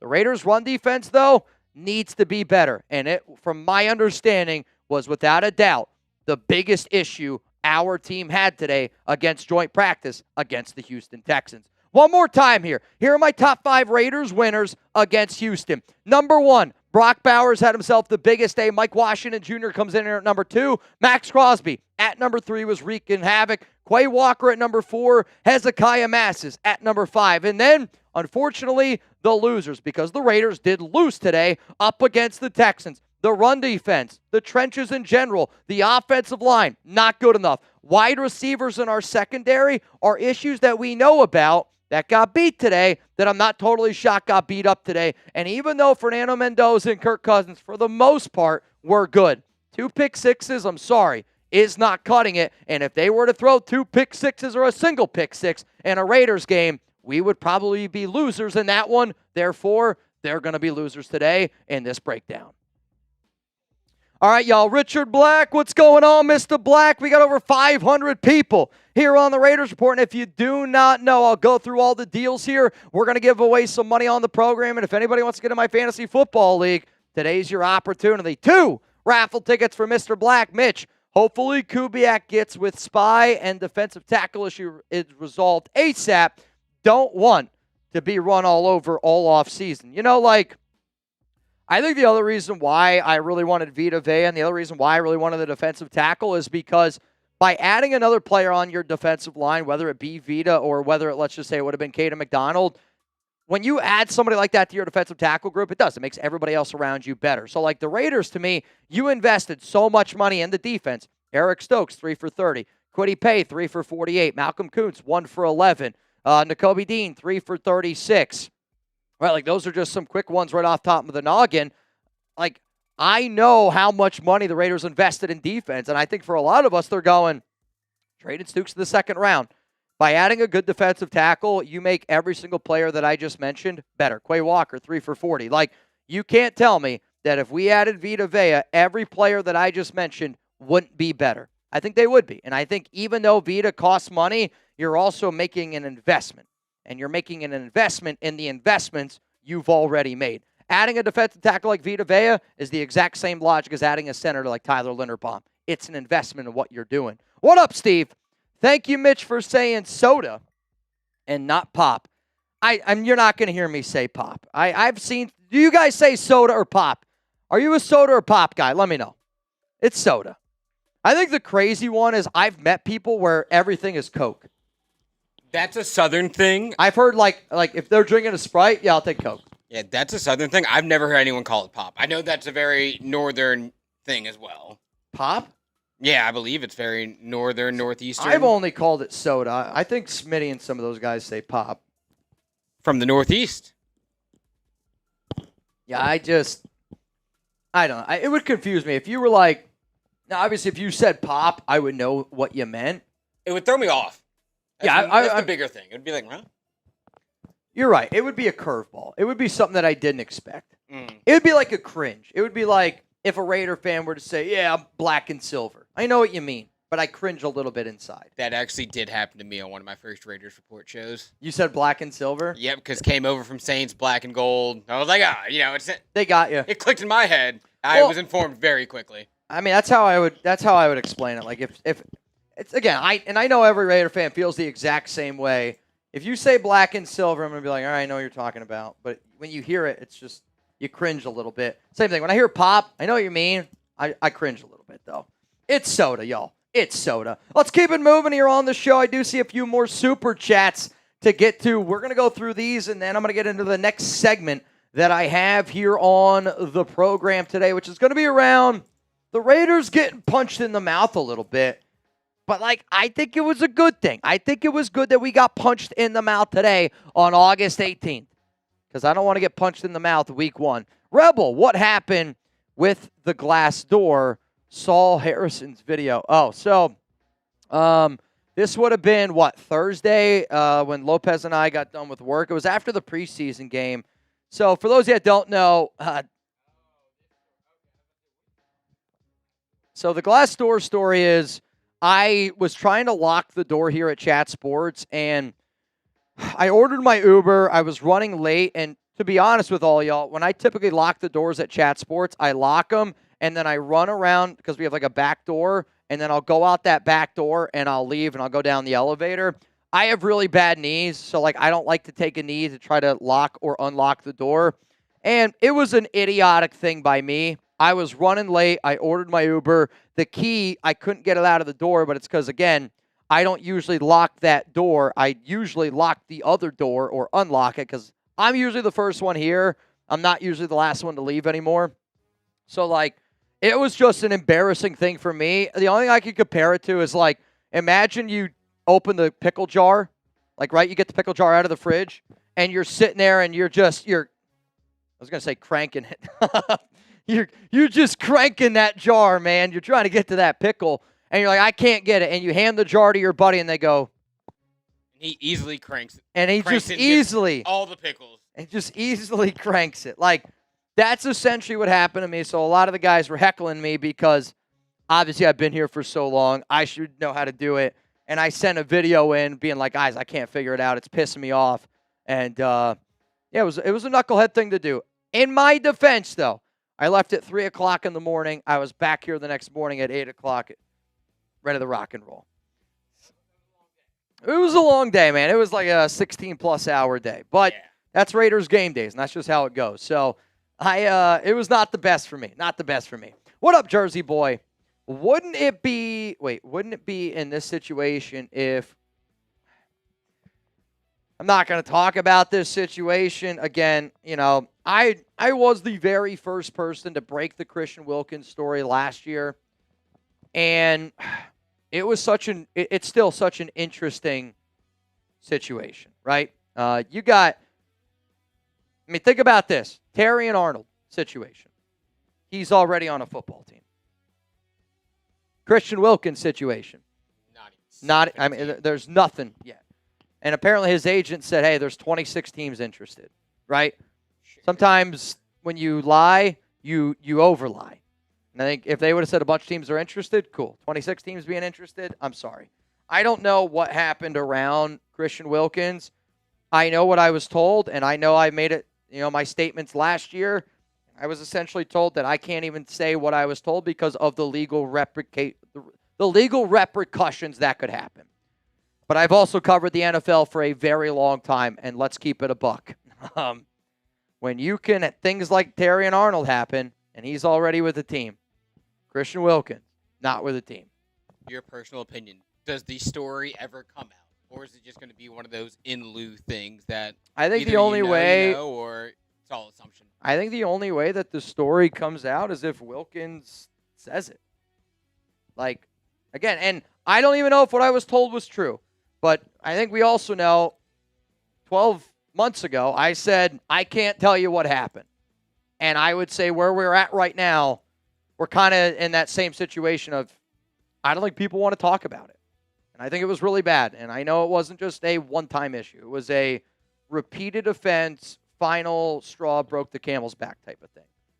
And it's not good. It's not good. But I hear you. If Christian Wilkins would just be a football player on the field, and we could have turned off all the other dumb shit injuries and everything else that happened in the back, if we had a $27 million defensive tackle right now, you're damn right we would look like a much better football team. That's Vita Vea, though. Can we go get Vita Vea? Wilkins is 30 years old. Vea's 31. What up, Dark Side? I hope that we can just be competitive. It's not that I just want to be competitive. I want to be competitive every single week, have a legitimate shot to be able to win a football game every single week. Like, there were games last season, and I hate to admit it. I'd wake up on a game day, and I'm like, I want to be excited every game day I wake up. Like, I want to know the moment I wake up, the Raiders have a chance to win. The way that you feel in September, I want that feeling in October, November, December, January. And anybody that's followed this team knows exactly what I'm talking about. I want to feel inspired waking up on a game day. I want to feel like we got a shot, man. That's what I want. Britain's Best, what up? Bro, why ain't you and Chugs out at practice? No game day attendance either. That's where you guys are based out of. Oh, no, we're based in Dallas. I mean, that's still a 5+ hour drive, 5+ hour commute for Jeremy and I. And I think the hardest thing that people have to realize is I do a lot more here than just Raiders. I do a lot of stuff here that helps, build our company. And today we had a 2-hour company meeting that, I am a part of, that all of us here are a part of. So, the other part of the equation of us not being at practice is I wanted to be able to be live today. I want to be able to work tomorrow, and I want to be able to do certain things on Thursday and Friday as well. I hear all y'all out there, and I wish I could go. I would like to be able to go to more things like that moving forward. And, there will be opportunities for me out in Las Vegas, but 5-6 hours for me to go to Houston, unfortunately, that's not something that our company's going to do at this current time. And it's the truth. But I hear you. Again, if it was at Dallas and it's right down the road, 30 minutes away, different story. 5 hours, and I hate driving. That would all be Chugs, man. I'd be like, Chugs, you're driving. You're doing the thing. Get one of those Lime scooters. Yeah, honestly, for Jeremy and I to do this, it would have to be on our off time. And not that I don't want to be able to go to practice, but I also work a lot already on top of that. And I don't want to take more time away from my wife, especially this week with kind of everything going on. But, Britton, I hear you. I hear you. All right, let's go to the next one. Or are we all caught up? I believe that we are all caught up here on the show. I'm going to refresh my phone to see what this duck race is at. I do have another segment to be able to get into here on the show today. And if you do not know, it's a $20 Venmo. Mitchell Renz 365. I see Juan Jimenez. You're in. My guy can't walk. In. I see Greg Jansma. In. And then Tiki Menick. In. Also, former Cowboys cornerback Trevon Diggs tried out today for the Seattle Seahawks. Terry and Arnold, Trevon Diggs. They got something going on there in Seattle. I don't know what, but I think they're trying to. I think they're trying to go back to back, and when you got a team like the Rams in your division, Yeah, you got to the moves that compete. you have to, I guess. I don't know how much Terron Arnold and Trevon Diggs would be able to provide because Terron Arnold wasn't great as a football player last year, and Trevon Diggs hasn't been good since Trevon Diggs a couple stunk. years. Yeah. Trevon Diggs has like actually been bad. Like when I hear like there was a few Raider fans that were like, we should go out and get Trevon Diggs. I'm like, you haven't watched Trevon Diggs play. He is very. He's honestly like the way he's played is very much so boom or bust. Yes. And quite frankly, like Trevon Diggs should never go to a team that's got a bad defensive line. He's going to get cooked. And right now, the Raiders, unfortunately, have a bad defensive line. Like Trevon Diggs, I think would look like the kind of the way like the bad version of Jack Jones did. Somebody that doesn't want to tackle, somebody that's only going to go after a pick, and he might get one, but he's also going to give up 100 yards that day. Yeah, I think teams started figuring that out too, and it was like, okay, let's like start doing like double moves and type stuff with our receivers. Interesting. He's biting on the double move every time. Interesting Saints news here. With the injury to Jordan Tyson, so by the way, Jordan Tyson's probably going to be out week 3 when the Raiders go down to New Orleans. With that, the Saints worked out today 2 very well-known wide receivers. Or not very well-known, but definitely names. Chase Claypool and Josh Reynolds. I would say Claypool's the more notable name. I would say Claypool definitely. I guess he fits that Tyson mold a little bit more, a bigger body. Reynolds is kind of the same thing. Yeah. Though Reynolds, I remember, has all the drops from. There was like one game where I just remember Josh Reynolds just dropped so many balls. I don't remember which game it was, but I just remember that was the one. Yeah, Jordan Tyson pulled his hammy, and I mean, do you think he would have been the number 1, or it still would have been Chris? I think Chris Olave would have been the number 1 still. It would have been closer to like a 1A, 1B type of situation. Yep. But now with Tyson out, Devon Bailey is probably going to slot into that wide receiver too. Again, I don't like rooting for injuries, but that obviously helps out the Raiders week 3. Yeah. Well, the Saints did like triple dip at receiver in the draft, so like Barry and Brown and Bryce Lance, I imagine, are going to get increased reps as well, and maybe they could be 2 guys that were drafted later in the later rounds that could be getting a bigger opportunity come week 1 and on. Giggity. Brian Baca, LCA, you guys are both in the duck race today, which, by the way, is a $20 Venmo. You go home with $120. Also, if you're trying to bang on the Raiders Report, whoever bangs the most in the month of August, you get into my fantasy football league. If you send in a $20 super chat, you're going to spin the fantasy wheel to get up to 8 tickets. $10 super chat, you get 2 tickets. $5 super chat, you get 1 ticket. All I ask is put a question in as well, right? Like, I know that people are excited about getting in the fantasy league. I also give away these raffle tickets because I know people that watch this show on Tuesday, honestly, are the real ones, and those are the people that I want in this show, or want in my fantasy league. I've gone live every Tuesday for basically the last 9 years. So, like, I know Tuesday is loyal Raiders Report watchers, and I appreciate that. All right, fam, let's get into the next segment on the show today. We got 450 people here in the building. If you haven't already, make sure you hit that like button. It does greatly, greatly help us out a lot. Tells YouTube that you like the show. Tells my bosses you appreciate the show. And, yeah, it does. It helps me out. I'm not going to say it again. It does. It helps me out. So we got one more segment to be able to get into. Jesse isn't bang a Niner thing. I think if you say it like that, probably. But to me, I actually don't even know how and when I started banging on this show. Real talk, man. If somebody could go back and find the first one, obviously it was a live show. Somebody sent in a $100 super chat, and I scream bang, like scream the name, scream bang, and it's stuck ever since. So it has nothing to do with the Niners. I would say it's a Mitchell Wren's chat sports thing. I just heard it. I did it, right? Like I don't even remember the show that I did it on. I don't. Couldn't tell you. Yep. Nathan, but all the other stations bang too. Well, that's okay. Like, truly, you guys got to look at me as I am the chat sports guinea pig.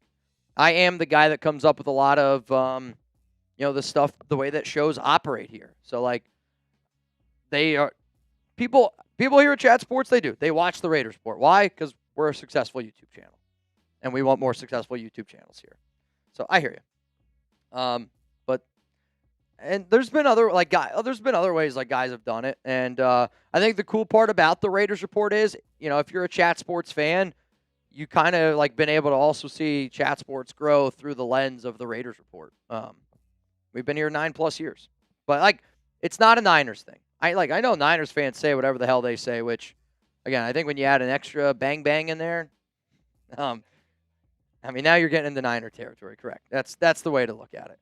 How we started saying bang, honestly, dude, I got no idea, but I like to bang. I like to bang. All right, fam.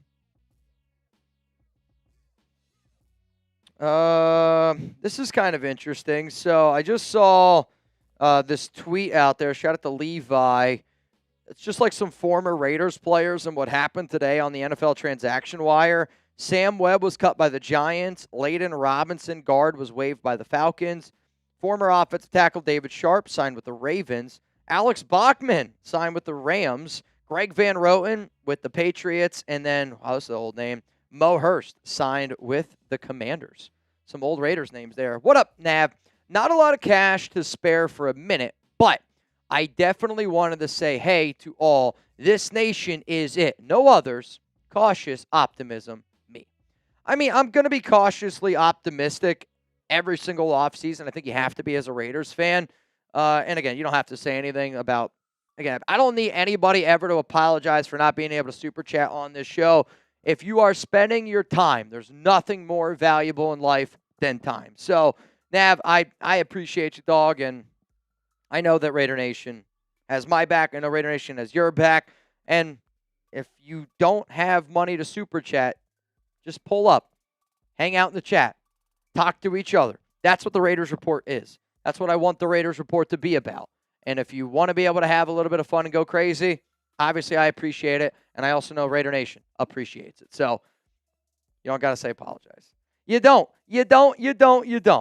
All right, guys. I think we're all caught up on these soups. I want to get in to the very next segment, and it will be the last segment that we do on the show today.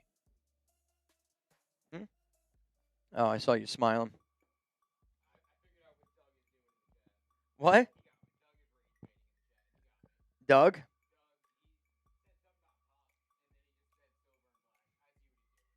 I got you. Toasty said, Renz, I like the Monday updates. Toasty, I'm going to do my best. Monday, Tuesday, Wednesday, every single day I'm going to do my best. Monday dump is going to be a video I like to do. Nav, also wanted the raffle ticket.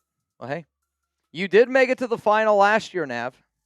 Let's see if you can get a little bit of redemption later on today. Sanchez, I see your super. I will get to that after the next segment on the show. Is there any way that you could squish that into 2 lines? I know. If you cool. Yeah, if we got to get creative, we can get creative. You got to do it. You're killing it. I spread the news from Toasty. To me, I think a lot of people that watch this show know that we provide news, rumors, updates, conversation. But I do want more and more Raider fans to be able to see what we do here, because oftentimes I would say people that don't know the show speak negatively about it, and I think it's just because of the way maybe we used to run the program like 10 years ago. Or not 10 years ago, 5, 6+ years ago. Yeah, that's fine. Yeah. Yeah, I think that's good. Well, to anybody out there that spreads the word about the Raiders Report, it does. It helps me out. Obviously, I appreciate it. But truly, the more people that watch, the cooler the giveaways can be. I got one giveaway that I'm going to be able to do this year. I actually think it's valued at close to I'm not kidding you when I say this. I have one giveaway this year, and shout out to this person that is a loyal Raiders Report watcher. They are a very important person, and they're I'm not kidding you, it's probably valued close to, it's going to be 2 tickets, and it's going to be close to they're $10,000 tickets. I'm not even kidding you, a pop. They are, what game? It's later on in the season. I don't want to tell you exactly what game it's going to be, but real talk, I am going to be giving away 2 Raiders tickets this year that I would say right now, if you went on and looked at them, I would say right now, without a doubt, the minimum price tag of those tickets is $5,000 a pop. And then when you think of everything else that we're going to add into it, I think the whole thing is going to be well over $10,000. So it's going to be the coolest giveaway we've ever given away, and it's not close. It's not close. Like, it's going to be the coolest giveaway we've ever done. But I say that because more subs, the more participation, more that we can do. That's how it's got to go. All right, fam. Let's get this thing rocking and a-rolling. Y'all ready? Y'all ready? Coming up! What I'm about to say, don't get mad at me, but I think when you see the idea of this show, I think you're going to agree with me that sometimes getting punched in the mouth is a good thing. And I think for today, the Raiders got punched in the mouth, but I think it was a good thing, and I'll explain why coming up on the show. 3, 2, 1, let's get it going. Coming up today here on the Raiders Report, the Las Vegas Raiders got punched in the mouth against the Houston Texans in joint practice. However, I actually think that it was a good thing. My name is Mitchell Renz. You're watching the Raiders Report, and today's show is presented by Prize Picks. The reason why I think that it's kind of a good thing that the Raiders got punched in the mouth at joint practice is because I want you to look at the date. It's the preseason. It's joint practice. It's the middle of August, and I'd rather get punched in the mouth now, and I'd rather be able to learn from it going forward, and that's why I'm happy that what happened today ended up going down. So I will say it like this. I had a conversation with my guy Jeremy Chuggs on Monday, and I essentially talked to Jeremy about my biggest concerns with this Raiders team on offense and on defense, and I talked about the defensive line. I talked about our secondary. I talked about our offensive line. I talked about, I think, a lot of the concerns, our run defense,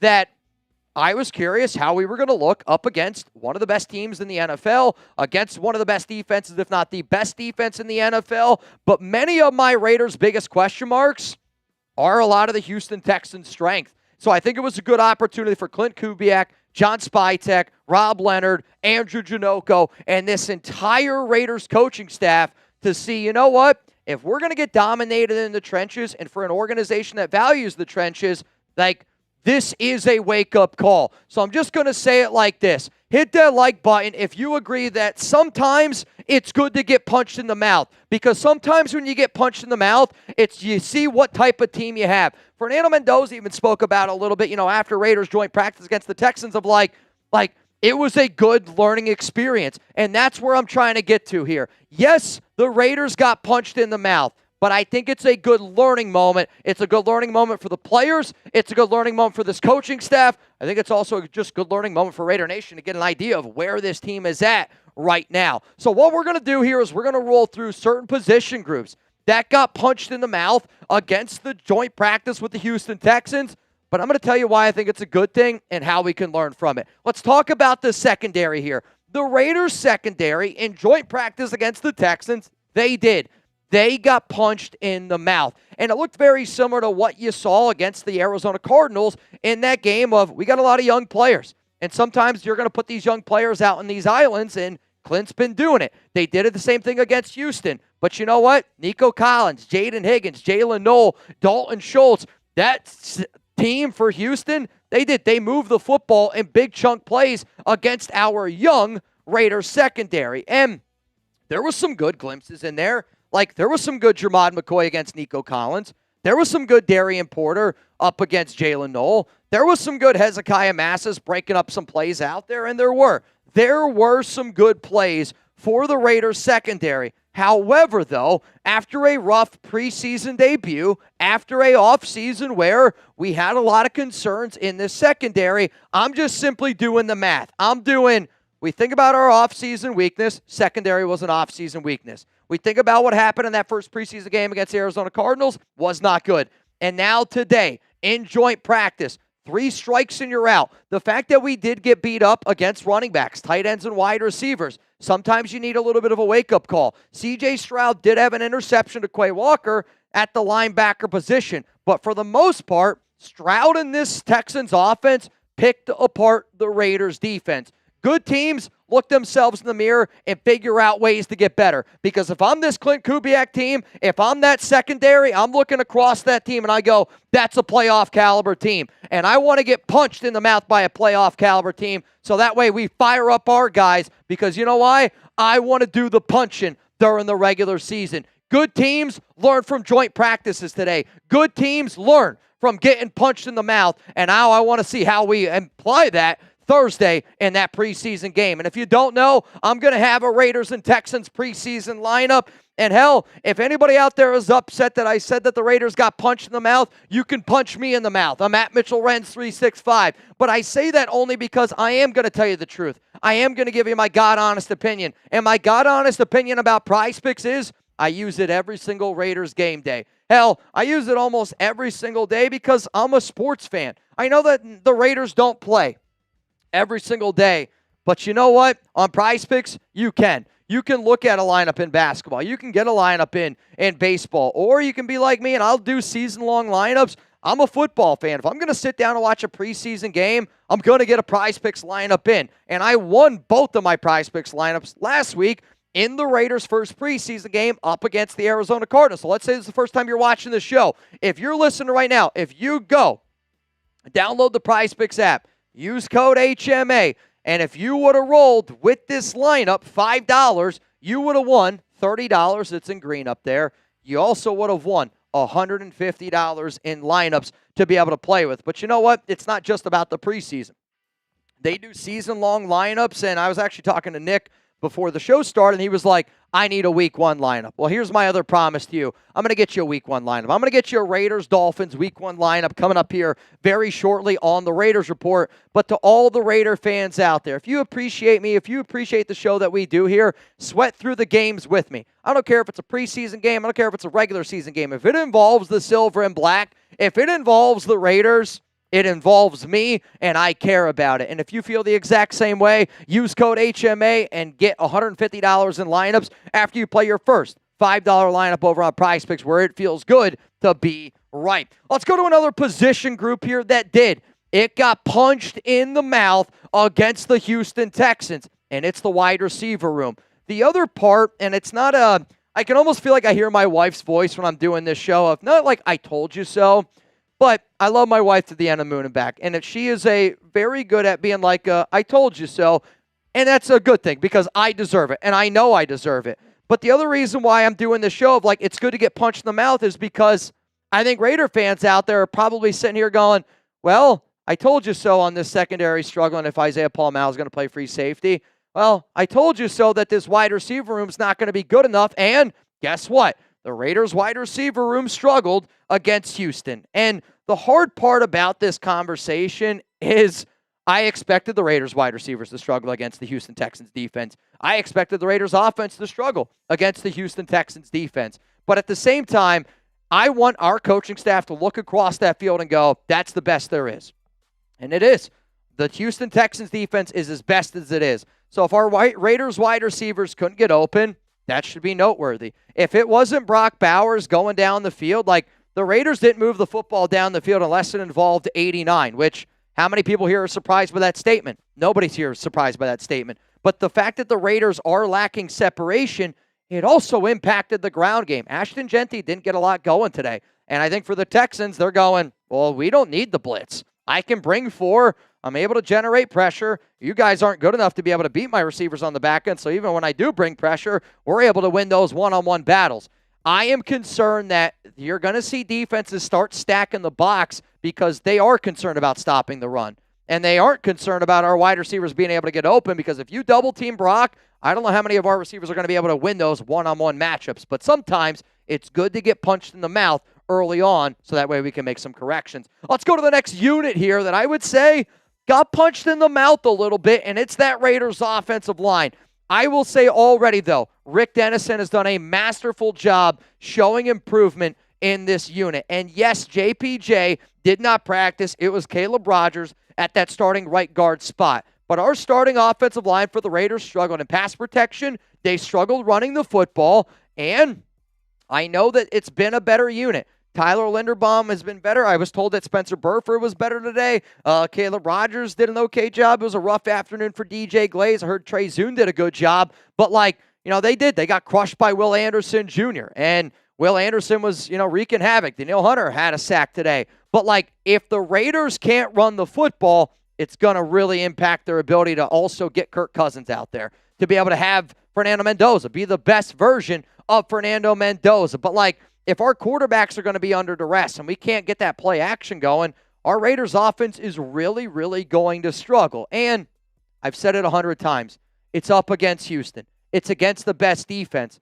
But if I'm a competitor at the highest level, if I'm an NFL offensive lineman, if I'm an NFL offense, I want to go up against the best.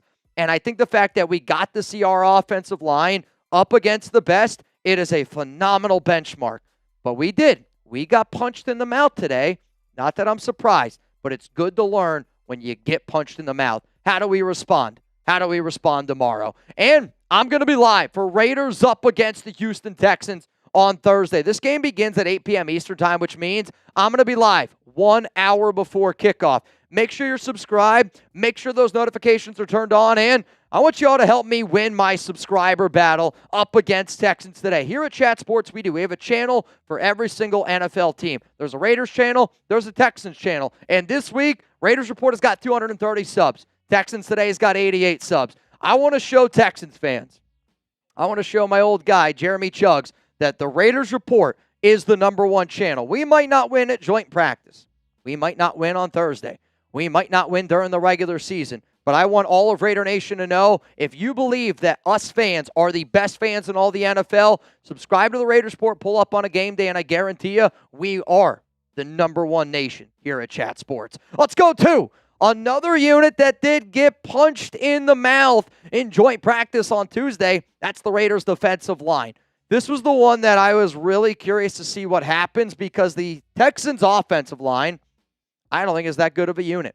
I think they are a very average to a below average offensive line. So for our Raiders defensive line to struggle the way that it did against Arizona, to struggle the way that it did up against Houston, and for it to be the issue that has been the defensive tackle group going into this year, the only defensive tackle ranked higher than a 50 overall grade according to PFF was Adam Butler. Have we seen some better things out of Tonka Hemingway? Yes, we have, and that's a good sign.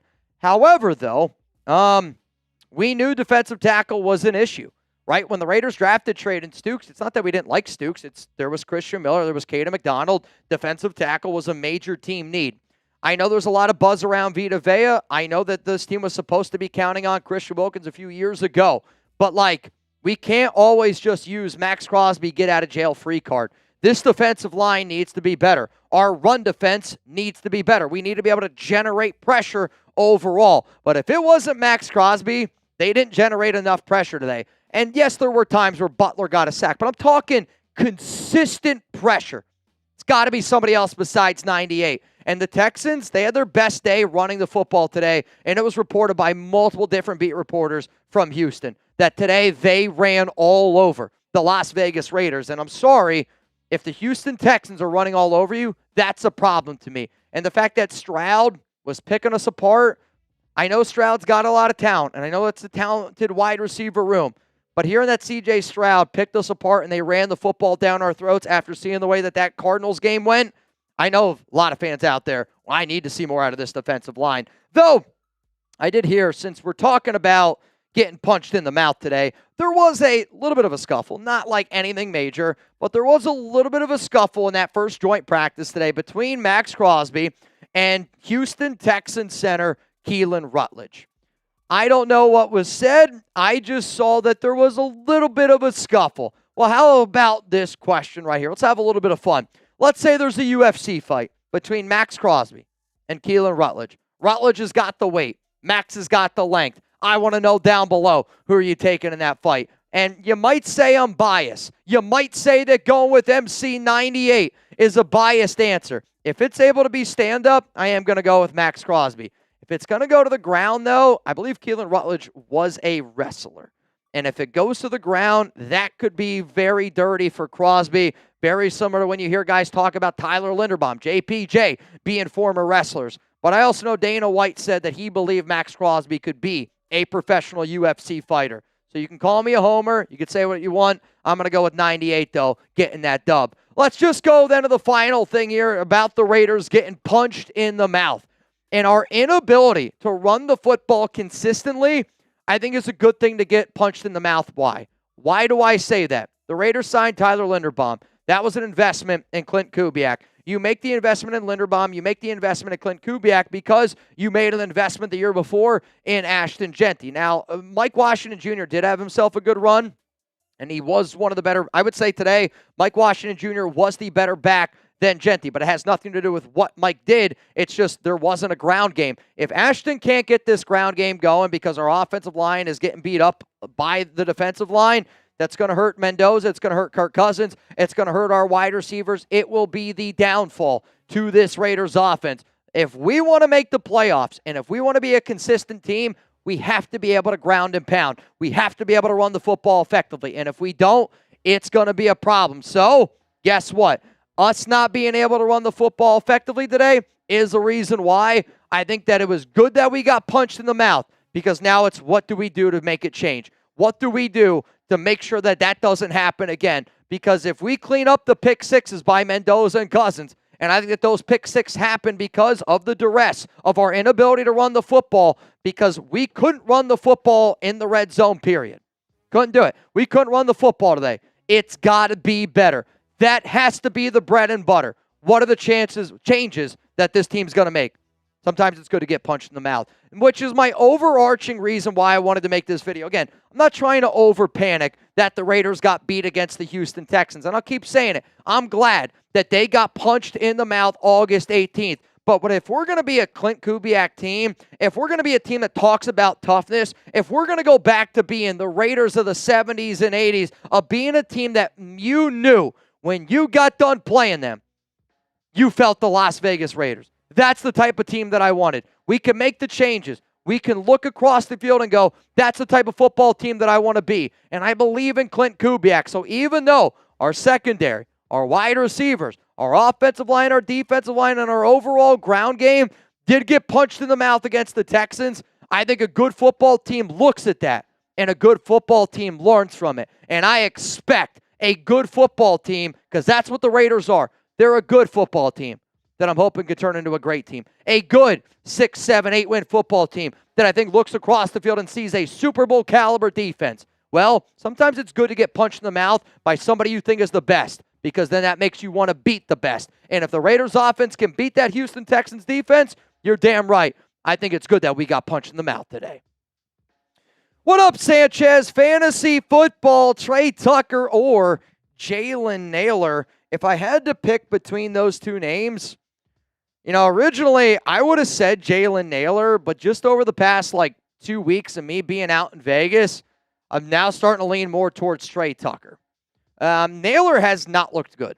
I'm going to be keeping a buck with you. He was not good in open practice. Have not really heard too much about him over the past few days. Malik Benson, Trey Tucker. Now, Nailor's still going to be, I think, a very interesting option because they paid him, but I don't love either option, man. Can I get Malik Benson in the final round?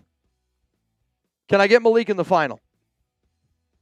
That might be a better value. What up, LCA? First time I messaged you, but a long-time listener.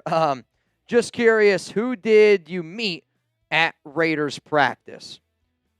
From a fan standpoint, man, I met Rebel. I met up with, shout out to Ron Raspberry. I got to meet his daughter. I got to meet LA Crash Dog. See Gabe Go. Truly, I think I ran into 200-plus Raiders Report fans, and I tried to meet up with some Raider fans before going to the stadium. Free agent defensive lineman Greg Gaines signing with the Bills. I saw a big guy, and I saw 96 in the Tampa Bay jersey. I was like, oh my God, Vita Vea. I did, man. I met up with a bunch of different Raiders fans out there, and what sucked was I couldn't get out to the Raider image store where I wanted to. I was inside. I wasn't out front. But I did, man. It was so cool being up. I met so many people. It was super humbling, the amount of fans that came up and were just like, hey, I'm a Raiders Report watcher. It was cool for me because obviously, having my wife there, it did. She knows how much I work. And I think for her, sometimes it's like, man, he works a lot. And it was like a situation where it was like, oh, okay, like that's why he does what he does. It was humbling. What up, Crash Dog? What up, fam? What did I miss? Go to savewarrior.org for veterans and first responders struggling. Gunny, really, I would just say you missed the fact that today the Texans got a dub over the Raiders. And they did. They dominated us in the trenches. I think a lot of our concerns, secondary, wide receiver, defensive tackle room, they were put on display today, and we got ripped apart a little bit, but that's okay. It was a learning period. Like I'm not shocked. Like the reason why I feel the way that I do right now is kind of very similar to the way that I did after the preseason. If there was a lot of good, of course there was some bad, but where the bad happened is kind of what I expected the bad to be. What's up, Sherlock? 98 fought Sean Strickland 3 rounds. I don't actually know. I know, like, I've seen the video, and I know he fought 3 rounds, but I actually don't know if Sean Strickland went balls to the wall. Like, Sean and Max are friends, and I know Strickland is a crazy son of a gun, but, like, in the same time, I think if you would have told him, hey, if you knock Max Crosby out in 1 round, you're going to get a UFC bonus, I'm sorry, I don't see Max lasting 1 round with Strickland. And that's not a knock on Crosby. Y'all remember the old show, like when I remember watching the show when I was a kid, it was called Bully Beatdown, where it was essentially, do you ever remember this show? Lopez says no. So essentially the show was like, they would find these bullies, they would put them in an octagon with professional UFC fighters, and like every time that like they had to tap, they would lose money. So like if they didn't tap, they would make more money, and all the money that the bully lost would go to the people that he would bully. It'd be like 2 friends or whatever, like 2 random people. But like you would just watch these people get the shit kicked out of them. And it's only because if you're not a professional fighter and you go up against somebody that's a professional fighter, you get exposed. Just like Sean Strickland's an incredible athlete. If you told Sean Strickland, I don't know, to try to pass protect against Max, Max is getting 10 sacks out of 10 snaps. He's going to embarrass him. 3 rounds. Again, I love Max. He's not making it 1 round with Strickland. If you tell Strickland you knock him out, I'm going to give you a payday. Just like Strickland ain't blocking Max. If you tell Max, I'm going to give you a payday if you get a sack. Very, very different when you're that professional. I don't think there's any profession outside of fighting that can compete with UFC guys and all the training that they have. It's different. Like Max, I don't know what Max's weight is compared to Strickland, but if Max has got, 30, 40 pounds on him, that's a really big difference. Yeah. It is. I mean, it's just weight. Again, I am not a fighter, but I grew up around wrestling. Like, I wrestled as a kid. I grew up, like, Penn State, like, people, like, in the Pennsylvania area, wrestling is huge. So, like, 5 pounds is massive. 10 pounds. Like, it's just such a big deal when you're talking about levels when you're at that type of level. Like, with the speed that I imagine Strickland would have over Max Crosby in this hypothetical situation, would that also be a big difference maker? I think anybody that I've ever met that's like fights at that level, it's speed, it's quickness, it's stamina. Like stamina is a really, really big one. That's a big one. I didn't even think about stamina. Stamina's big, but then it's also submissions, jiu-jitsu. Like those guys just tie you up. Yeah. Again, like to me, I remember one of my buddies when I was in college, my freshman year, a senior on our baseball team, he actually had the opportunity to go wrestle at Arizona State. And there was a year where Arizona State, they canceled their wrestling program.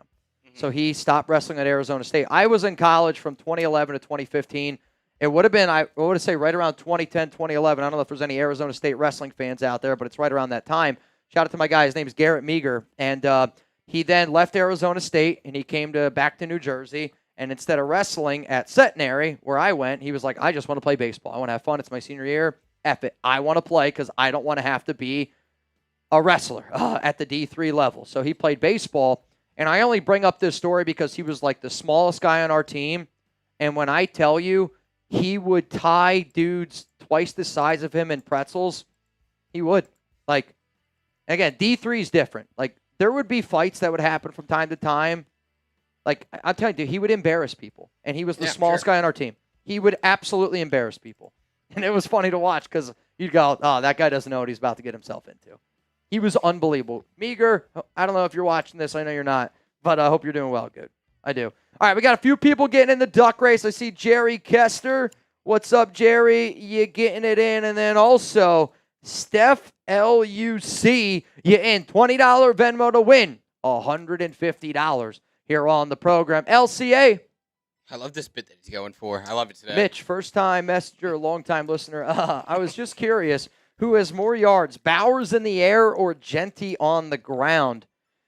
Oh, boy. I love this question. I'm going to go with Brock Bowers through the air. And I only say that because I do think the Raiders, unfortunately, are probably going to be in more negative scripts than positive scripts. Maybe I'm wrong in saying that. I also know that Brock is the true focal point of this offense through the air, where Genty might actually be the true focal point on the ground. But I could see Brock Bowers getting 1,300 receiving yards, where I do expect Genty to rush the ball effectively this year, but they're also going to use him in the passing game. Like, if you would have said total yards, I'll go Ashton Genty. If you're going to go Brock receiving or Genty rushing, I think I'm going to go with Brock, because to me, I do. I think Brock's going to be somewhere around 1,300 receiving yards, and I think Genty's going to be around like 1,200 rushing. But I also think it's because Genty's going to get 300, 400 receiving yards as well. It's going to be close, though. I hope it's a good problem to have. I mean, both Genty and Bowers last year made up 68% of our touchdowns. We scored 25 touchdowns last season. Genty had 10, Bowers had 7. 68%.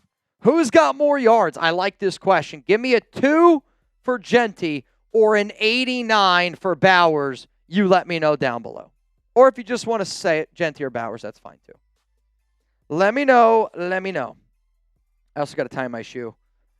Are we all caught up on the supers? We are. I'm going to pop up the Super Chat menu one more time to give anybody an opportunity to get a raffle ticket or a wheel spin or Pang, Venmo, Duck Race, whatever they want to get into.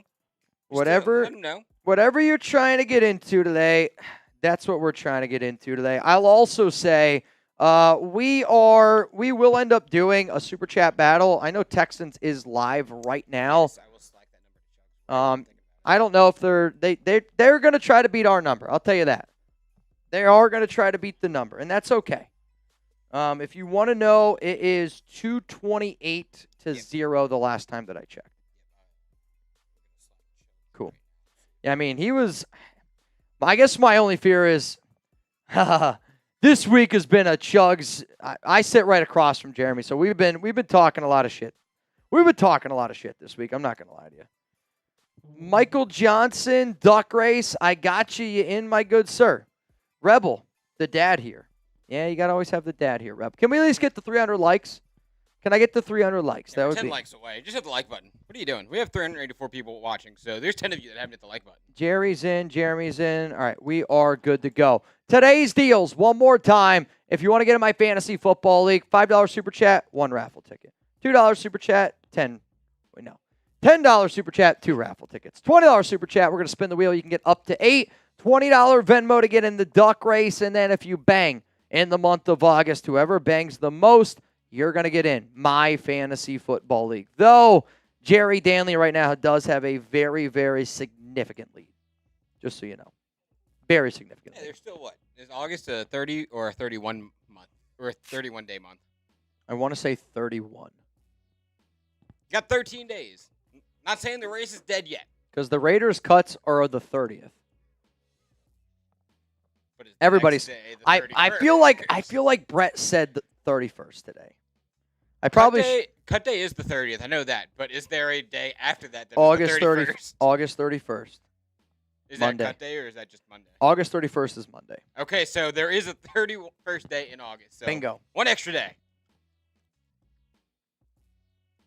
That's Oh. where that stands right now. LCA in second place with about 9.5 bangs back. The math is mathing. Jerry Danley does have a significant lead. But here's the other thing. The top 4 people are already in our fantasy football league. So I'll say this, like, there's a chance, Sway, you end up getting in. Like, if Jerry wins the MVP, maybe he picks you. He could end up picking anybody, but I'm just saying. Just letting you know. Just letting you know. All right, y'all. Final chance to get in the duck race, and I'm going to get ready to hop on out of here today. I did go live 30 minutes earlier on the program, and that's only because we got ready sooner. We got ready quicker, and I didn't feel like making you guys wait any longer, just like I don't feel like making my guy Chuck wait any longer as well. So I'm going to give all the names to Lopez. We're going to run this race here. And if you don't know, it's 20 to win, $150 right now. Michael Johnson was the last name that is in.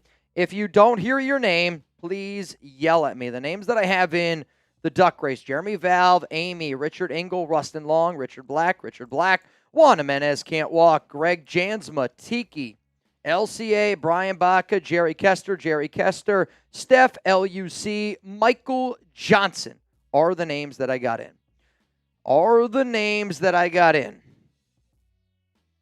Big Raz, that's right. Rebel Montana, what's going on? What's up, Dad? Holy guac. Hopefully Michael's doing okay. Joey D, you in? Can you add Joey D? I saw Joey D out in Las Vegas. What's up, Joey D? Which was really cool. I mean, that was definitely one of those where I didn't recognize who you were at first, and then you were like, oh, I'm Joey D. And I was like, oh, my God. Like, that was crazy. Which, it's funny because I felt like Joey looked at me as if, like, dude, it's me, Joey D. Like, you don't know who I am? Well, I'm looking at his Venmo photo, and it does look similar, so I probably should have recognized that. LCA, I got you, bro. I will do. I will donate to Save a Warrior if you win. You got it. You got it. You got it. You got it. All right, y'all. Good luck to all y'all out there. Chugs' favorite animal, I do believe, is a sloth koala, so this is kind of perfect. Learned something new today. Winner will go home with $170 here on the Raiders Report. 3, 2, 1. Here we go. And the bass just keeps running. And LCA out to a lead. Jeremy Valve, Steph, LUC in a very interesting spot. Now, I'll say this. I don't know what it looks like from a koala standpoint. I don't know where it's better to be. But Richard Engel can't. Like, for me personally, I usually like to be, like, see where Kester, Amy, Richard Engel. Rustin Long that's kind of fallen back right now. They usually make a push at the end when it's ducks. Somebody's got to have to turn the NOS on here a little bit. See, Greg must have stepped on something. Though Richard's won 2 races in a row. My eyes are on Richard Black.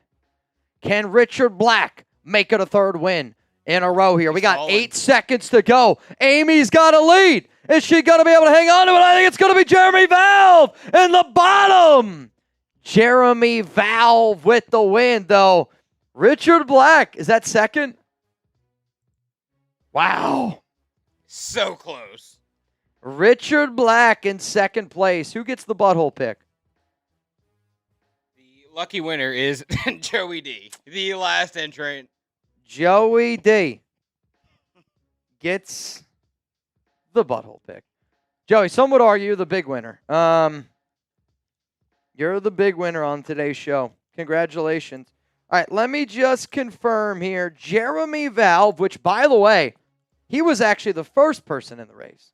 Okay, I think we know how the koalas work. You get in the race early, you got a better chance. There you go. Jeremy Valve, congrats.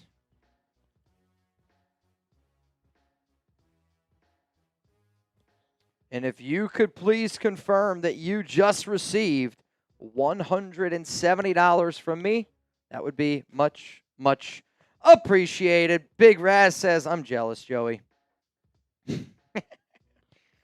Oh, it's funny. Doug says, Richard Black, always top 2. I know. What does this mean? What does it mean? I do not know.